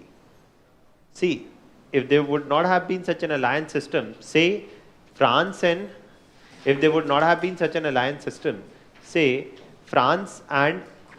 Germany would have been in a war, and if the alliance system would not have been there, and if an alliance system would not have been there and France and Germany would have been in a war, the war would have largely remained bilateral. But in the presence of an alliance system, even a bilateral issue would easily flare up to become a regional issue, okay, or a regional conflict. So alliances can be good and it can be bad as well, because if at all alliance systems may promote safety, but may also result in drawing one country into the war which may not be of a direct interest to them. But given that they are in alliance, they may be drawn into such a war. So that is why you see that alliances are not very simple things, okay, and they may or may not work to the advantage of any of the players. Now, the next thing that we're going to talk about is predominantly the reason from is predominantly the region the next thing that we're going to talk about is predominantly the period from 1908 to 1914. Now, in 1908, please leave silently. Okay, so predominantly from 1908 to 1914 is the period that we're going to talk about. And in this period, you see that there are a number of things happening which immediately become the cause for the war. And we're talking about those events first, and then we'll put them together in the form of causes later. Now, in terms of events, we say that in 1908, there is the breakout of the Bosnian question. Okay, and this is the first time when there is a breakout of the Bosnian question, where Bosnia had already so just to firstly explain it to you, that here, if there was Germany, below it was Austria. Austria-Hungary was a multi-religious, multi-ethnic and a multi-linguistic state to begin with. And out of this, and because of this, you see that there were a number of different religious and different linguistic groups also which had existed in the region. And we say that apart from this, Germany and Austria-Hungary being together, what you see is that one of the contested areas was the region of Bosnia. Bosnia was a region which contained a number of people who were the Serbian-speaking people and who belonged to the Slav race or the Slav dynasty. Okay, so there used to be a Slav dynasty here, which would exist in Eastern Europe in the Balkan regions. Okay, and this basically had existed often from the Austrian Empire to the Ottoman Empire. But nonetheless, what you see here, what we need to know from our examination point of view, is that Serbia had often claimed the control of Bosnia, but Bosnia had been made a protectorate of Austria. Okay, Bosnia was a protectorate of Austria from a eventually long period of time. It was an autonomous region under Austria, not a part of Austrian Empire, but only a protectorate that was under the control of Austria.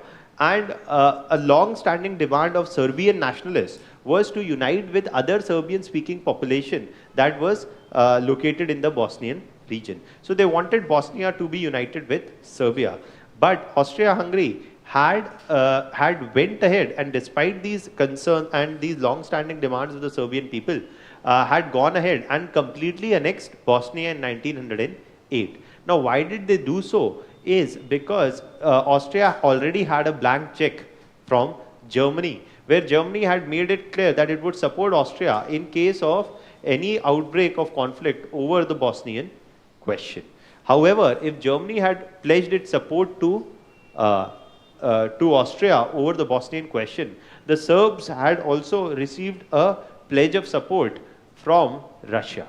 Russia had pledged support to the Serbians on the Bosnian question, primarily because as a race, the rulers of Russia and the Serbs came from the same race, the Slavic race. Okay, and so they had a number of racial and cultural links with the Serbian population, because of which the Russian ruler had already pledged support, had pledged support to Serbia over the Bosnian question.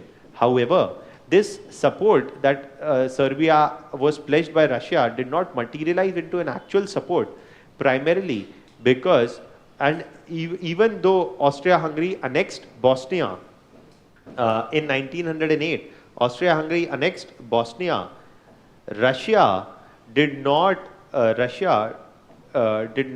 come to the support. Russia did not come to the support of Serbia, primarily because Russia had already faced a huge military defeat in 1904 at the hands of Japan. So Russian weakness had already been exposed in Russian defeat of Japan, and Russian defeat at the hands of Japan in 1904 had also made the king extremely unpopular in Russia. Russia was actually already lagging behind in industrialization. It was even in 1904 the last major European country which had still not started a major push towards industrialization. It was still the agricultural productivity was still low, unemployment was still high, and on top of that, they had lost out on the war in 1904, primarily because the Russian monarchy or the Tsarist regime did not modernize its military either. So Russian weakness was exposed in 1904. The domestic public opinion was not in favor of indulging in any war, which was of not any direct stake or interest to the Russian. So in Russia, the popular sentiment was against involvement in any further wars, and that is why in 1908, even when Austria-Hungary annexed Bosnia, Russia did not come to the rescue of Serbia. And this is what you see as is that this was a major, again, but even though Russia did not come to the rescue of Serbia, this was again a major humiliation for Russia, in the sense that in 1904 they had been defeated at the hands of a much smaller Asian country. Then in 1908 they had failed to keep their word on the Bosnian question, and this was again seen as the fact that Russia was probably declining was probably a declining power, which was not as at its best. Okay, so 1908 also proved that the Russian state of affairs was in a very poor stage, and this was reflected because of the reluctance of Russia to interfere or to intervene on behalf of Serbia in the question. And you see that Austria-Hungary annexed Bosnia. However, the matter did not end there, and within Bosnia, a number of Serbian nationalists and a number of militant groups in Bosnia which were in favor of uniting with Serbia continued to demand independence and demand a unification with Serbia, which ultimately resulted in the situation that a number of militant nationalists in Bosnia assassinated the Austrian Prince Archduke Ferdinand, and in 1914. On June 28, 1914, the Austrian Prince Archduke Ferdinand had reached Bosnia and Bosnia's capital Sarajevo, and there you see he was attacked by the black shirts, and you see that ultimately this was on June 28, 1914. The Austrian Crown Prince was attacked. He was the second in line to become.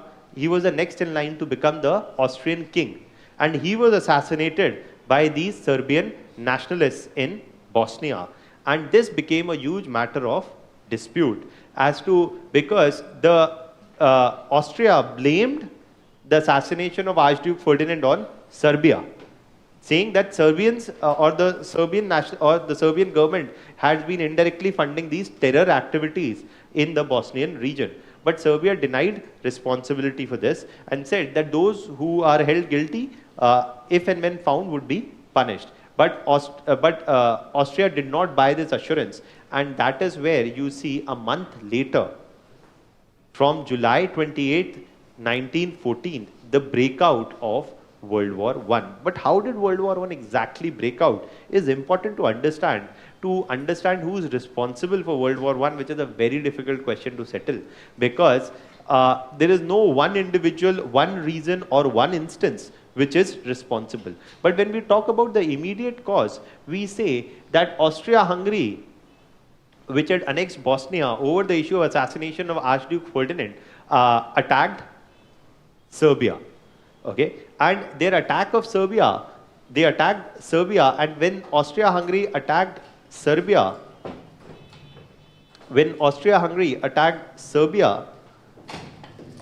you see that Germany came to the rescue of Austria-Hungary, and Germany attacked Russia, and Germany attacked France, because Russia and France were already in a treaty. So Germany attacked both Russia and France together.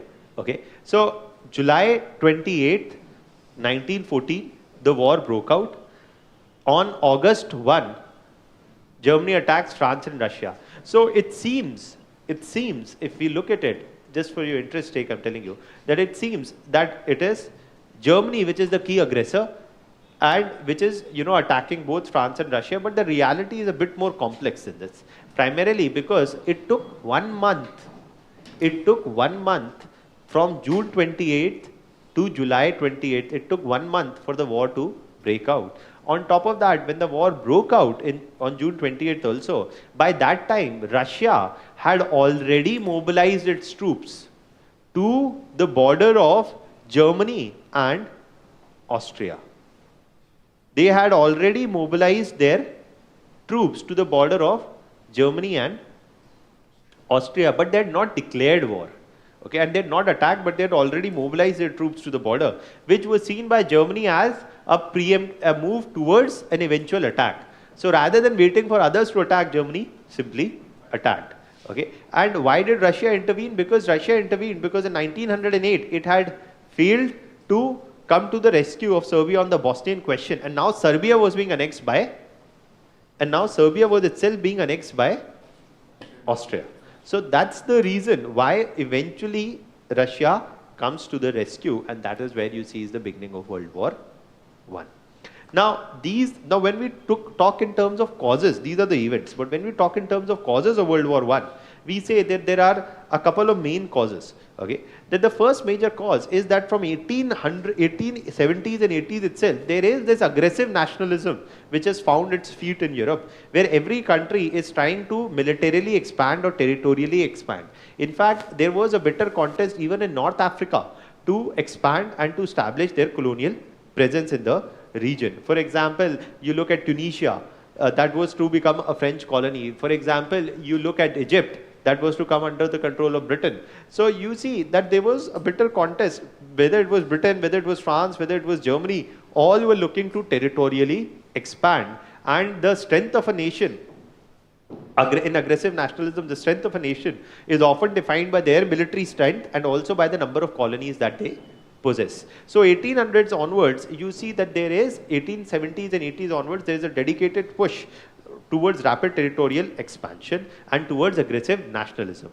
Also, this is why you see a dedicated push towards increasing military expenditures. Also, you see is the role of the press here, because the press often, for example, in the Moroccan crisis or in the second Moroccan crisis also that happened in 1912, you see the press often said that the European press often was the one which actually played a very important role in the sense of war propaganda, in the sense that any party, whether it was Britain or France or Germany, if it was to talk about negotiations and talks to resolve a matter, this was seen as a sign of weakness. So aggressive nationalism also found a place in the press, where you see the press became a mouthpiece of aggressive nationalism, where any talks of reconciliation and peaceful resolution was seen that one was not militarily prepared to defend themselves, often making it difficult for governments to get into a peace negotiation if this was seen as a sign of weakness. Then also, obviously, you see that the immediate cause is the Bosnian question.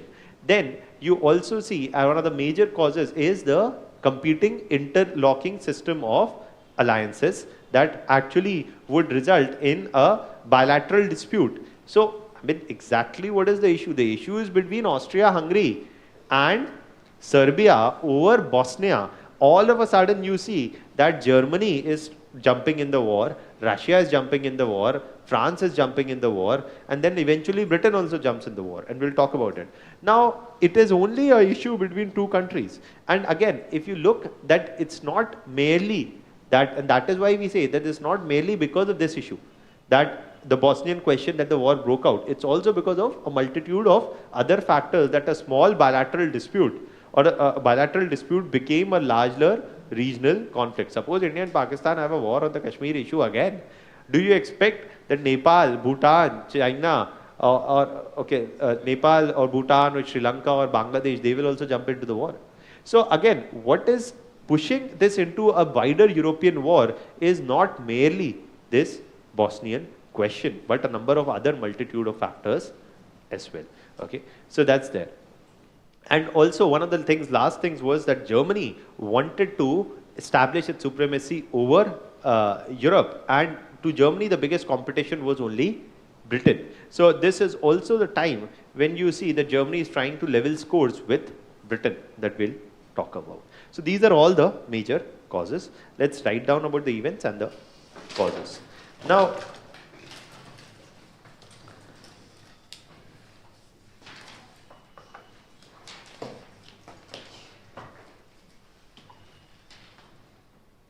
so when we say that in 1908, Austria annexed Bosnia, which was a protectorate under it. This happened despite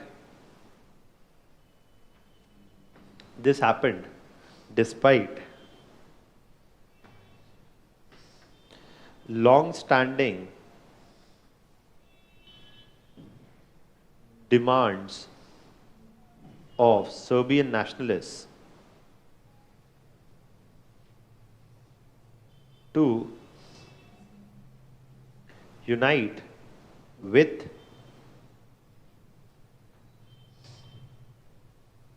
Bosnia. This happened despite long-standing demands of Serbian nationalists to unite with Bosnia. What is the actual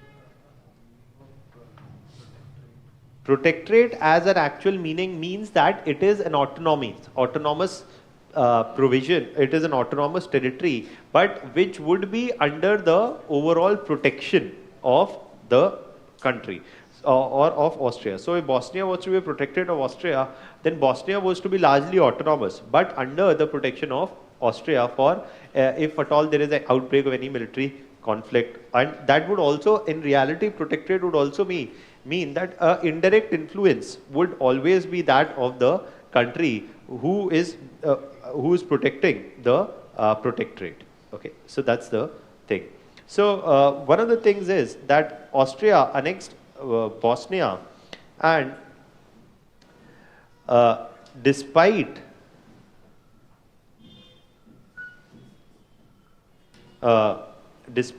openly pledging support to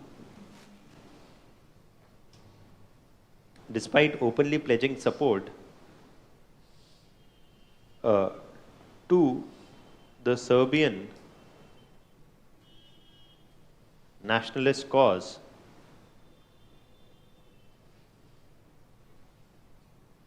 Russia did not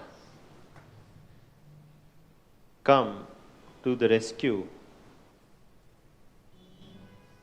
of Serbia in 1908. This was primarily due to the domestic public opposition,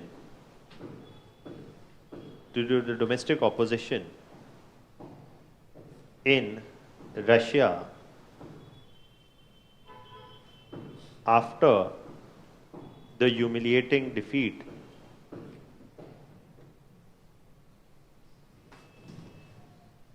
of 1904 at Japanese hands,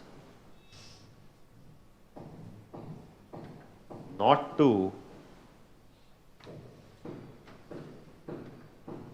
intervene in any issue, not to intervene in any issue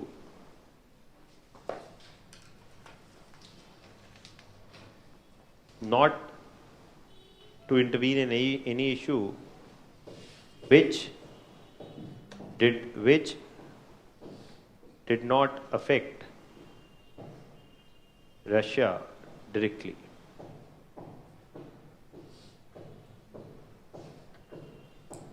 So that's something that happens.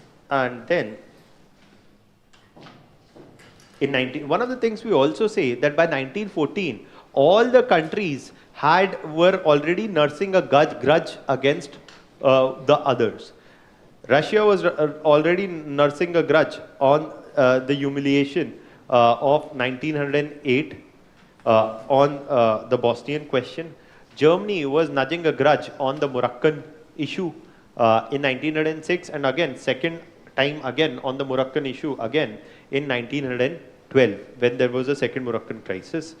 And Germany anyways also wanted to extend its superiority over Britain. Okay, and Serbia was already Serbia also wanted to undo the humiliation that they had also faced in the Bosnian question before, but that does not happen. So you see that there was a constant amount of inability to come to terms with the past in the sense of undoing the humiliation of the past events also. So in 1912 we say the second Moroccan crisis happened, and this was also called as the Agadir crisis. Now, what happened in the second Moroccan crisis was that France finally decides to annex Morocco, and at this point of time, Germany does send in military support or sends in military support to Morocco, but ultimately withdraws.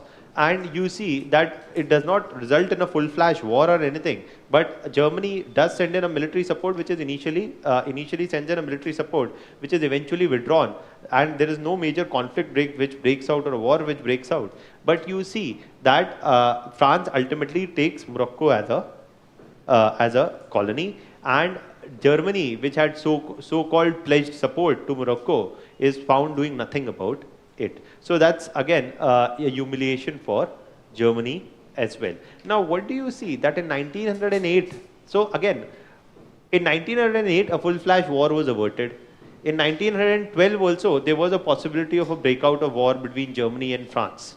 That was also averted. And finally, something happens in 1914. If you look at it, probably there was a better reason in 1912 to fight rather than 1914 for France and Germany. But that's not how it breaks out. But you also see that Europe is probably avoiding one conflict after the other, but in reality is doing nothing to address the underlying substantive problems which ultimately resulted in the war. So in the second Moroccan crisis,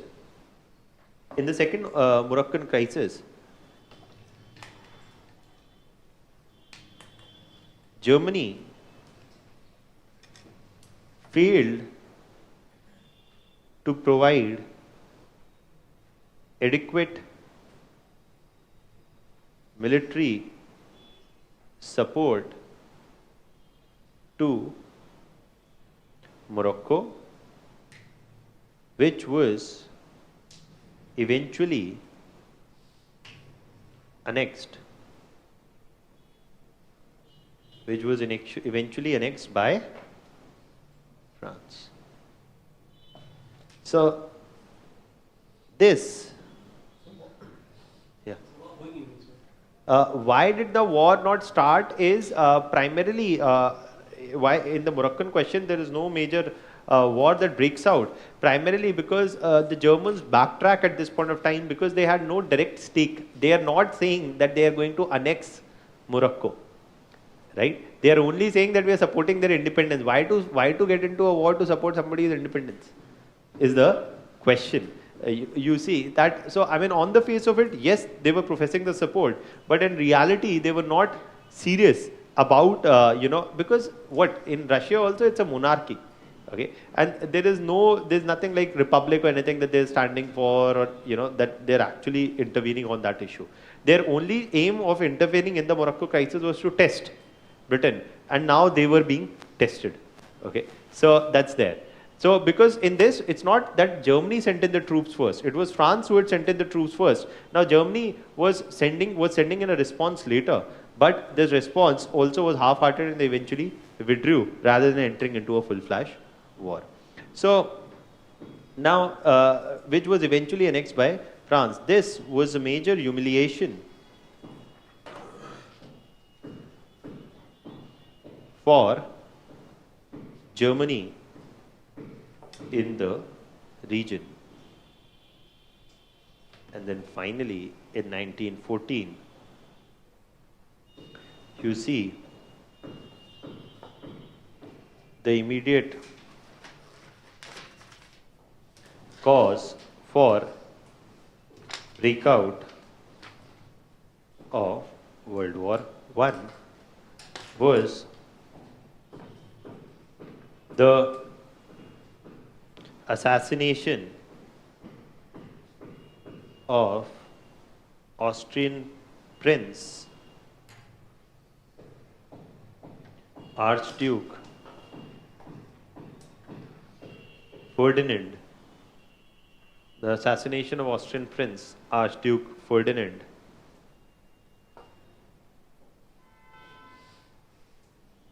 in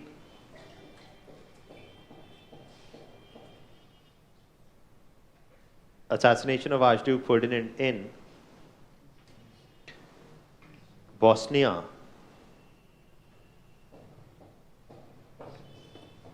on June 28th, 1914 by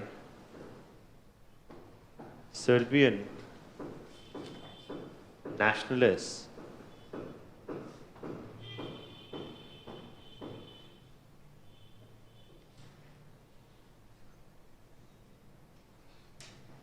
the assassination of Austrian Prince in Bosnia on June 28, 1914 by Serbian nationalists became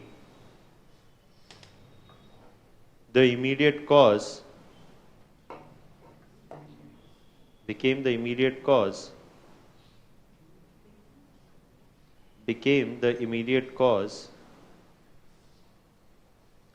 for outbreak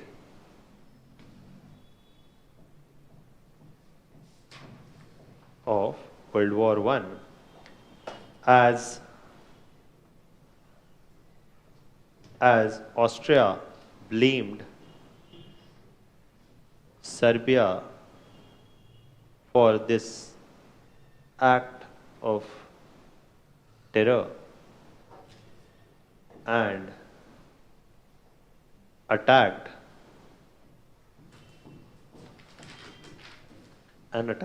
Serbia on July 28, 1914. On 1st August 1914, Germany attacked Russia and France simultaneously.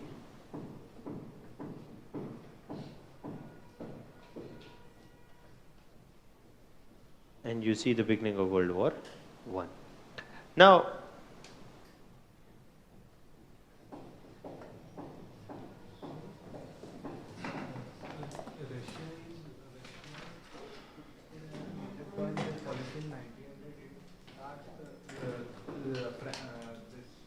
Germany was maintaining control over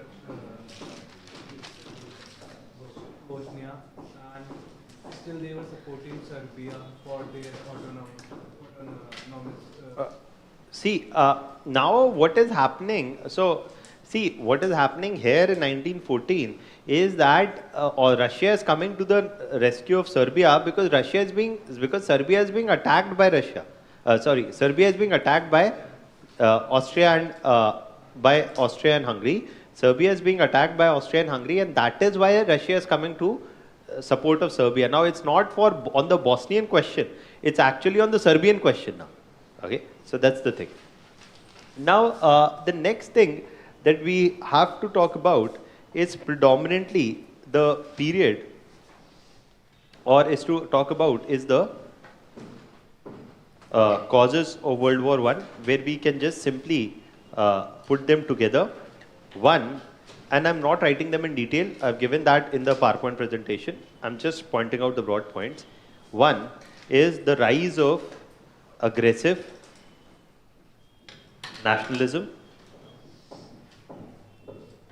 throughout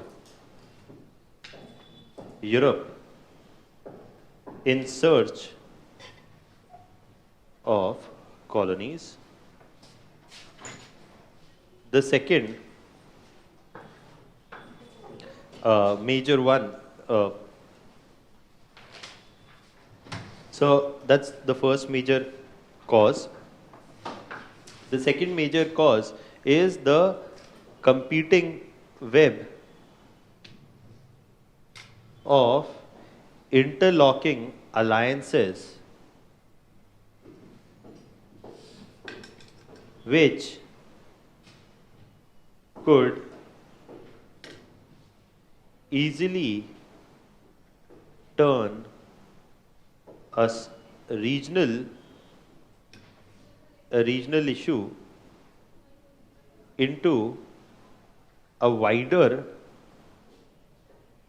European one. Regional issue into a wider European one. Okay, so that's there. The third also, as a major cause, apart from aggressive nationalism and the web of interlocking alliances, we say is the role of press,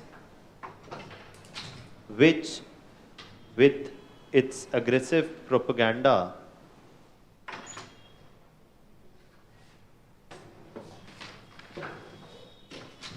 often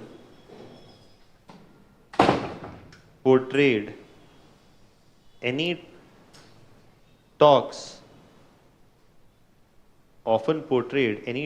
of peaceful negotiations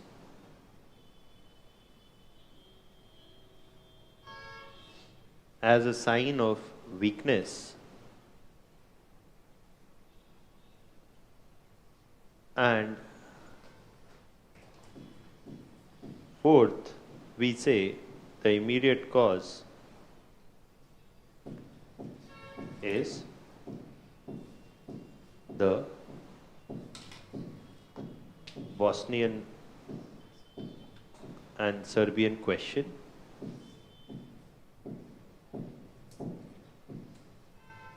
with the assassination of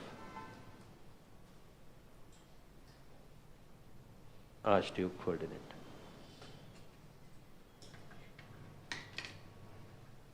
So that is there. So these are the major causes. Now, a bit more interesting part is what happened in the war, but that's not important from examination point of view. It's definitely interesting, but not that important. So we'll briefly talk about what happened in the war and why, or what are the characteristics of World War I. Why are we calling this as a war which is very different from any other wars, from any other war which was fought till now.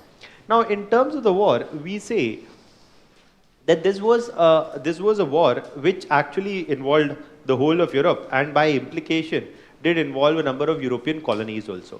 We talked about that how Britain was involved in the war, and so British Indian troops were also involved in the war, right? And then British Indian troops were involved in World War I. We talked about it when we were talking about the Indian freedom struggle. So in a similar manner, because of the implication of the fact that Britain had, that European countries had a number of colonies in other regions, you see that these are also being involved in the war directly or indirectly.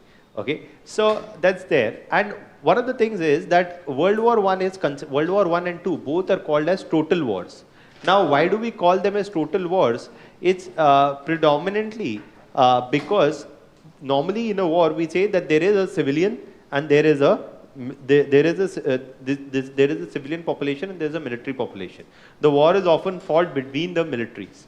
But in World War I, we commonly say that it is called as a total war, and so is World War II, because there is no distinction between the civilian population and the military population. In fact, the scale and the length of the war was so much and so big that from 1914 to 1919, for 5 years, you see that that almost the whole economy and the whole economy was geared towards meeting the requirements of the war. For example, not just the troops were fighting on behalf of the countries on the war front, but also the whole economy. For example, the whole manufacturing base was also geared towards meeting the requirements of the war. So, for example, whether it was in the manufacture of ammunition, or whether it was, and so industries, new industries were put up primarily for the manufacturing of ammunition. Okay, and in these industries, who was working? The civilian population. Okay, so indirectly they were also contributing to their country's chances in the war. Or for example, even in the textile sector or in the agriculture sector, everything, whether the clothes or the textile products, they were also directed largely towards meeting the needs of the war. Or the food agricultural needs or agricultural produce was also, whatever agricultural produce was happening, that was also primarily being diverted towards the army. So you see that in that indirect manner, all the sections were directly or indirectly involved in strengthening the country's military, economic or other capabilities in the war.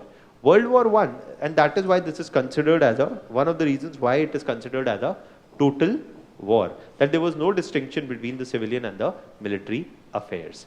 Also, we say that World War I was a war which saw the introduction of many new technologies which allowed enormous destruction of the scale that had never been witnessed in world history before. For example, you see that a number of new technologies were introduced. For example, the introduction of tanks is something that is beginning here, which gains more pace even during World War II.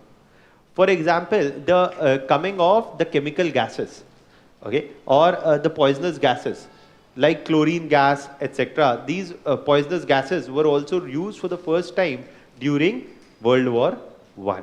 So there were a number of new advancements in the fields of military, etc., which increased the scale of destruction that could be carried out in World War I. Now that is one of the things. Also, it is considered as a total war because you see there is a large scale involvement of the population, to the extent that almost 1/4 of the total population of Europe is actually getting wiped away in these wars, World War I and World War II. So these are huge wars. The scale of destruction can also be seen in the context that roughly around 8 million people died in World War I and 20 million people were injured. So you see that it's a huge, had a huge disastrous impact upon these European countries, both the winners as well as the losers. Okay, so that's one of the things. Now what happens is that as a result of this, and now what's happening in the war, though it's a bit interesting to understand, we're not going to get into too much of it, but just about what is enough for us to understand.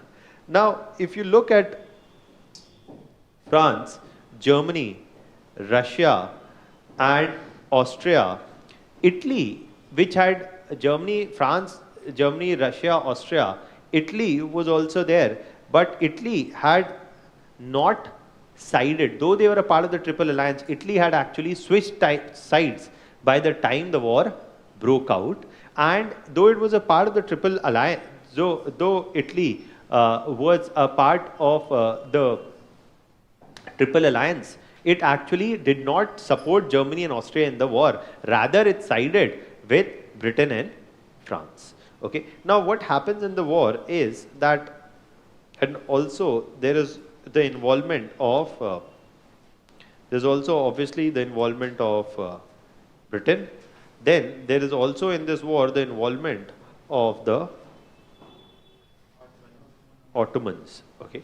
Now, later, if you will see what exactly happens in the war. These are some of the major players in the war.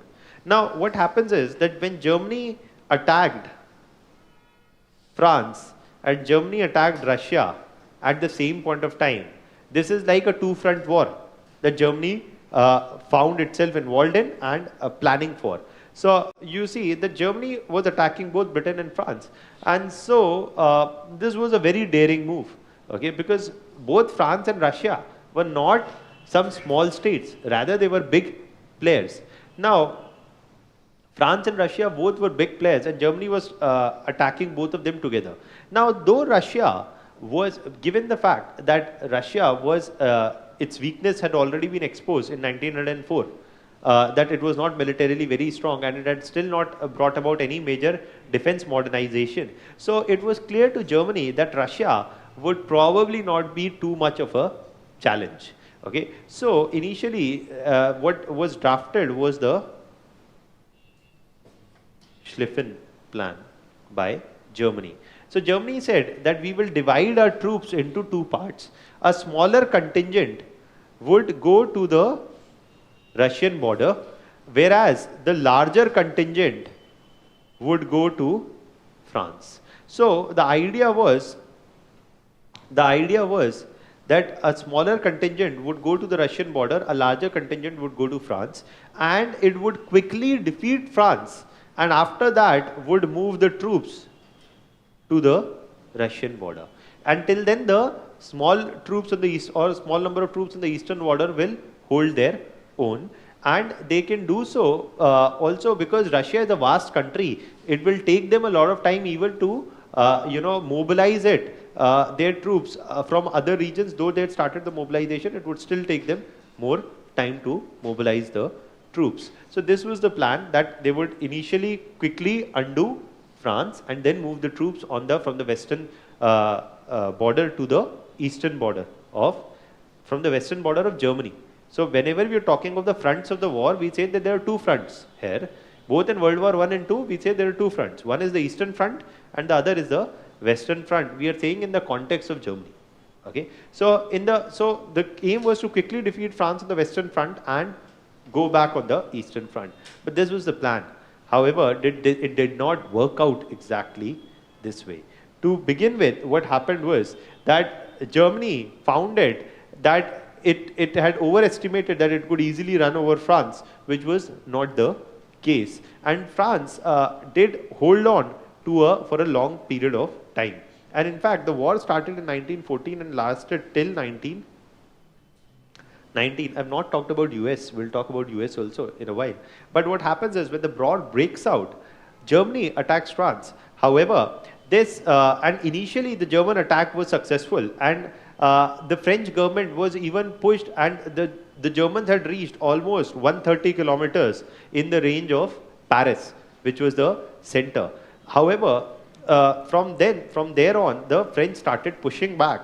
And now you see on the western front, we say there was what was called as the Battle of Trenches. The trench warfare, or the Battle of Trenches, started on the western front, where basically both France and Germany pitted their armies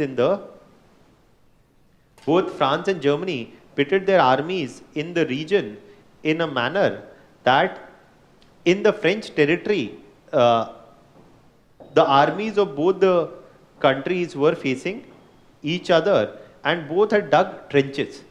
Okay, so France was primarily looking from a defensive position. Okay, it was not, so France was looking from a defensive position, so it was the first one to dig in the trenches. And the idea of digging in the trenches was simple, that if you dig in the trenches and you hide there, the army comes from the opposite side, you don't expose your soldiers, and with the machine gun, you can simply attack the opponent's army by hiding in the trenches. However, this was the plan that the French started with. Seeing the French, the Germans also started digging in trenches. The result was that both dug trenches on the western front, and this resulted in a sort of a stalemate. And German attack on the western front did not go through as quickly as they had wanted to. The next thing was that Germany then developed what was known as the chemical weapons. And then Germany said that, okay, if they are staying in the trenches, we will drop chlorine gas and all of these canisters, which are poisonous gases, in these trenches, and these people will die out there. There are two options: either they would die in the trenches, or they would come out of the trenches and then we'll shoot them. So that was the plan. So you see that this is what the Battle of Trenches or the trench warfare happened on the Western Front in a big scale, and this actually stalled the German expansion in the region. However, Germany was still also fighting on the Eastern Front.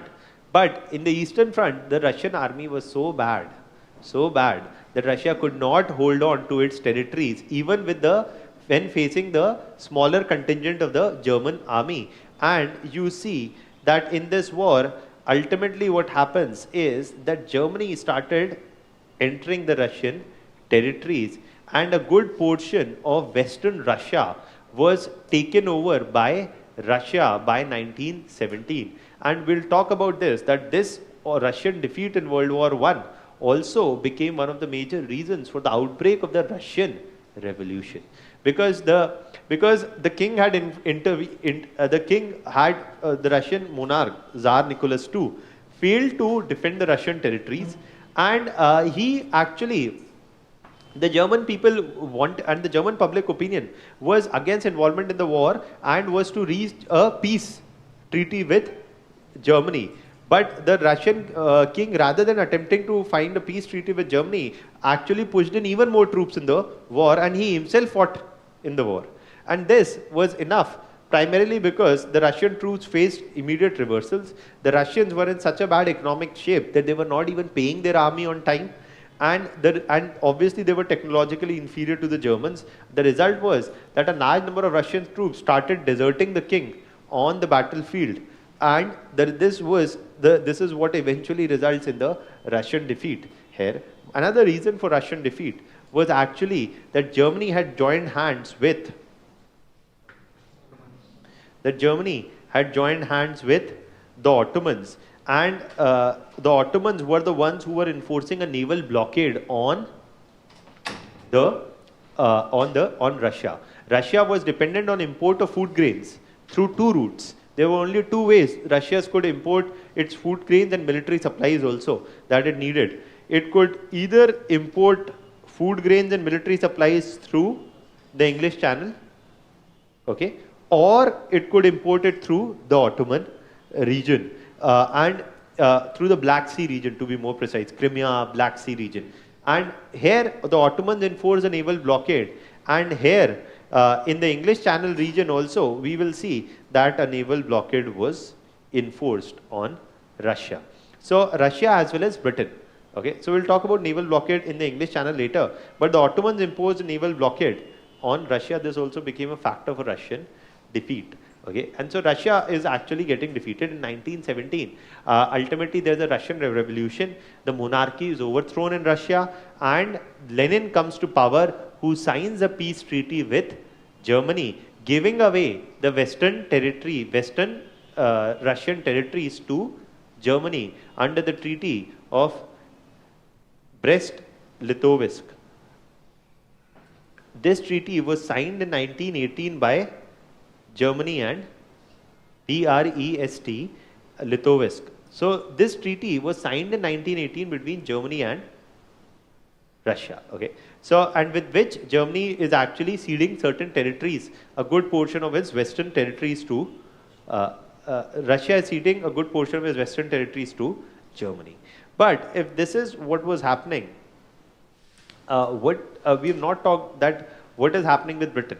Now, when France was pushed on a back foot initially, obviously you see that Britain is also coming in the war. But the reason that Britain gave to enter in the war is not France. Rather, it gave the reason was that Germany first, while on the way to France, Germany also attacked another small country. Okay. And this was Belgium. You can't even see it on the map, it's that small. Okay. So Belgium was attacked by Germany first, and Belgium also had a friendship treaty with Belgium also had a friendship treaty with Britain. It was a 75-year-old friendship treaty that they had with Britain, and the British government gave this as a formal reason for pushing in troops in World War I. See, one of the things that countries and in democracies, a question was asked and should be asked is, why are you putting our army into a war which is not of your direct interest? It's another matter that whoever is being attacked by whoever, but Germany is not attacked Britain, right? So one of the things also that governments have to give is a justification for pushing in the army. So this was the justification that was offered. And you see that the British forces are also being pushed in the war.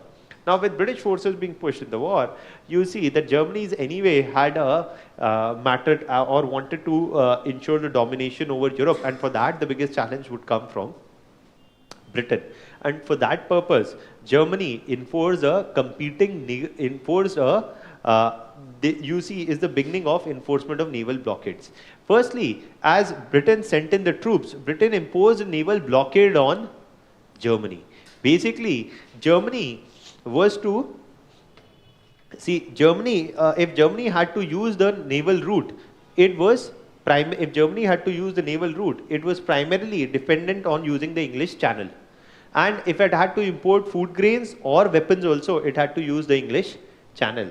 But the British decided to crack down on the English Channel, and you see that they basically enforced a naval blockade saying that any ship to and from Germany will be shot down. Okay, so this was to impose a blockade on Germany, and in return the Germany also imposed a competing naval blockade, and with the same thing that they would shoot down any ship carrying weapons, ammunition, or any kind of assistance to Britain. Okay, and you see that Germany had relied upon the U-boats, which were the earlier versions of submarines. You've seen Dunkirk, right? That is what is happening there. That they predominantly relied upon the submarines to strike on any naval ships of Britain and or going to Britain. And also in this process, Britain is importing a lot of food grains and is also importing a lot of weapons from whom? United States. US was a major supplier of weapons and food grains to the major partners of the Triple Entente: Britain, France, and Russia. Okay, so so at this point of time, a number of US ships are supplying these materials. Now, one of the US ships which did carry some ammunitions was the US ship Lusitania. The US ship Lusitania was shot down by the German U-boats, which was largely a civilian ship. It was not a military ship, in which more than 300 people were killed, and 20 of them were US citizens also. And this was given later as an official explanation for US entry into the war. Okay, so now you see that one is leading to other. It seems that it's a chain reaction, but that's not how it is. Actually, this attack happened in 1915, but US sent in its troops only in 1917, 2 years later. So history is more complex than that. Okay, why? Because in US, the US president was against involving the US troops in the war and saying that it's not a war of our direct interest. Woodrow Wilson was against involvement in the war, but you ultimately see that this resistance is broken down by 1917. That's there, and this is given as a reason for US involvement in the war. Now, what is happening? What is to understand? One of the things also is that with this enforcement of naval blockade, Germany was also relatively successful. Germany had reduced Britain almost to a supply of 3 weeks. It had just food enough to support its population for 3 to 4 weeks at this point of time. But this was a largely destructive thing, and then you see that with the bombing of US ships in 1917, US is pushing in its troops. And with the entry of US troops in the war, you see that the balance of power is shifting in the favor of the French and the British. However, in reality, to put more perspective to this, what is to be understood is that Germany was fighting both Russia and France. Now Russia had accepted defeat in 1970 and France was still carrying out. Britain was also a major power that Germany had to deal with. So France and Britain both were a major nuisance for Germany. On top of that, there was another player here, and that's Italy. Italy, despite its small size, contributed roughly 6 lakh troops in the war, which was very significant amount of troops, given the fact that if you look at US troops involved in the war, the US troops were merely 70,000 US troops. So US sent in only 70,000 troops, that too by the end of 1917. And Italy is pushing in 6 lakh troops, okay, which is a much smaller country. So it's not just that US troops is what is tilting the war, they are entering the war and that is why the war is getting tilted. But it's because Germany is unable to advance on the Western Front, and British and the French troops, also the Italian troops, became a major point of discord, which Germany found it relatively difficult to implement. And you see that is the reason why Germany is eventually getting defeated. And you see that in the Battle of Normandy, which is considered one of the major battles of World War I on the Western Front. In the Battle of Normandy on the Western Front, you see that the British troops managed to land on the western coast. That's what you're seeing in Dunkirk. But though it's not about Normandy, but it's a similar situation to that. Okay, that the British troops were trying to land on the French shores, and the Germany was enforcing the naval blockade, and that is what is constantly a very destructive aspect of the war. But ultimately, they managed to do so. In the Battle of Normandy, the US troops were also pushed in, the Canadian troops also enter actually, and by then it's clear that Germany would find it very difficult to hold on to its own, and that is the case. And you see that the Germans and the Ottomans are the ones who are facing eventual defeat, and the result is that by 1918 they are eventually defeated, and in 1919 you see the peace conferences were called in Paris, where you see the signing of the Treaty of Versailles and a couple of other treaties that will, the Treaty of Service, etc. There were a number of other treaties also that were signed, and with which a number of limitations were imposed on Germany, Austria, and the Ottoman Empire, the major losers. The Ottoman Empire, we had already talked about the Khilafat question, right? Austria and Germany had to deal with a number of limitations that we'll talk about later. Clear? This much? Okay. Now, I'm not writing this क्योंकि ये कोई नहीं पूछेगा आपसे कि किसने किसको कैसे मारा, कौन किससे कैसे लड़ा. But I've given this still. I've given some of these important points in the PowerPoint presentation, where we talked about competing naval blockades, the Schlieffen Plan, the US entry into the war, and the reasons for US entry into the war. I've given some of the broad points that are enough to paint a picture. Okay, so that's it, because nobody is going to ask you or discuss the events of World War I. That kind of a question doesn't come. Okay, yes, the question comes on other impact of World War I, consequences of World War I, Treaty of Versailles, etc. A lot of things are important, but they are in terms of impacts, which are separate questions, not in terms of events. Okay. So, any doubts still here? Why Italy helped France and Britain? Pardon? Why Italy helped France and Britain? The answer will become clear, because in Italy's assessment, it was France and Britain who were more likely to win. And if at all Italy was also to be on the winning side, it could get a number of territories from Germany, Austria, and the Ottoman empires, which were their colonies in North Africa or other regions. Okay. Huh? They could, yeah, and Italy could get a number of colonies in a number of regions that was there. So Britain was superior in naval. How can Germany put a naval blockade? So, so what he's asking is that Britain is superior to Germany in terms of naval strength. Then how can Germany enforce a naval blockade? No, both did enforce a naval blockade, because from 1890s onwards, they had been moving towards strengthening their navy. So they were the world's first ones to make the submarine kind of a thing, which was never made by them. So the British were using the naval frigates. Okay, they were using the naval ships, the aircraft carriers, and they were only using predominantly the submarines. Okay, that's there. So that's the reason why they are able to enforce a naval blockade. Okay, we'll talk about consequences, etc. later in the next class. Okay, so we'll stop here. In the next class, we'll start from World War I end onwards and talk about Russian Revolution and other things.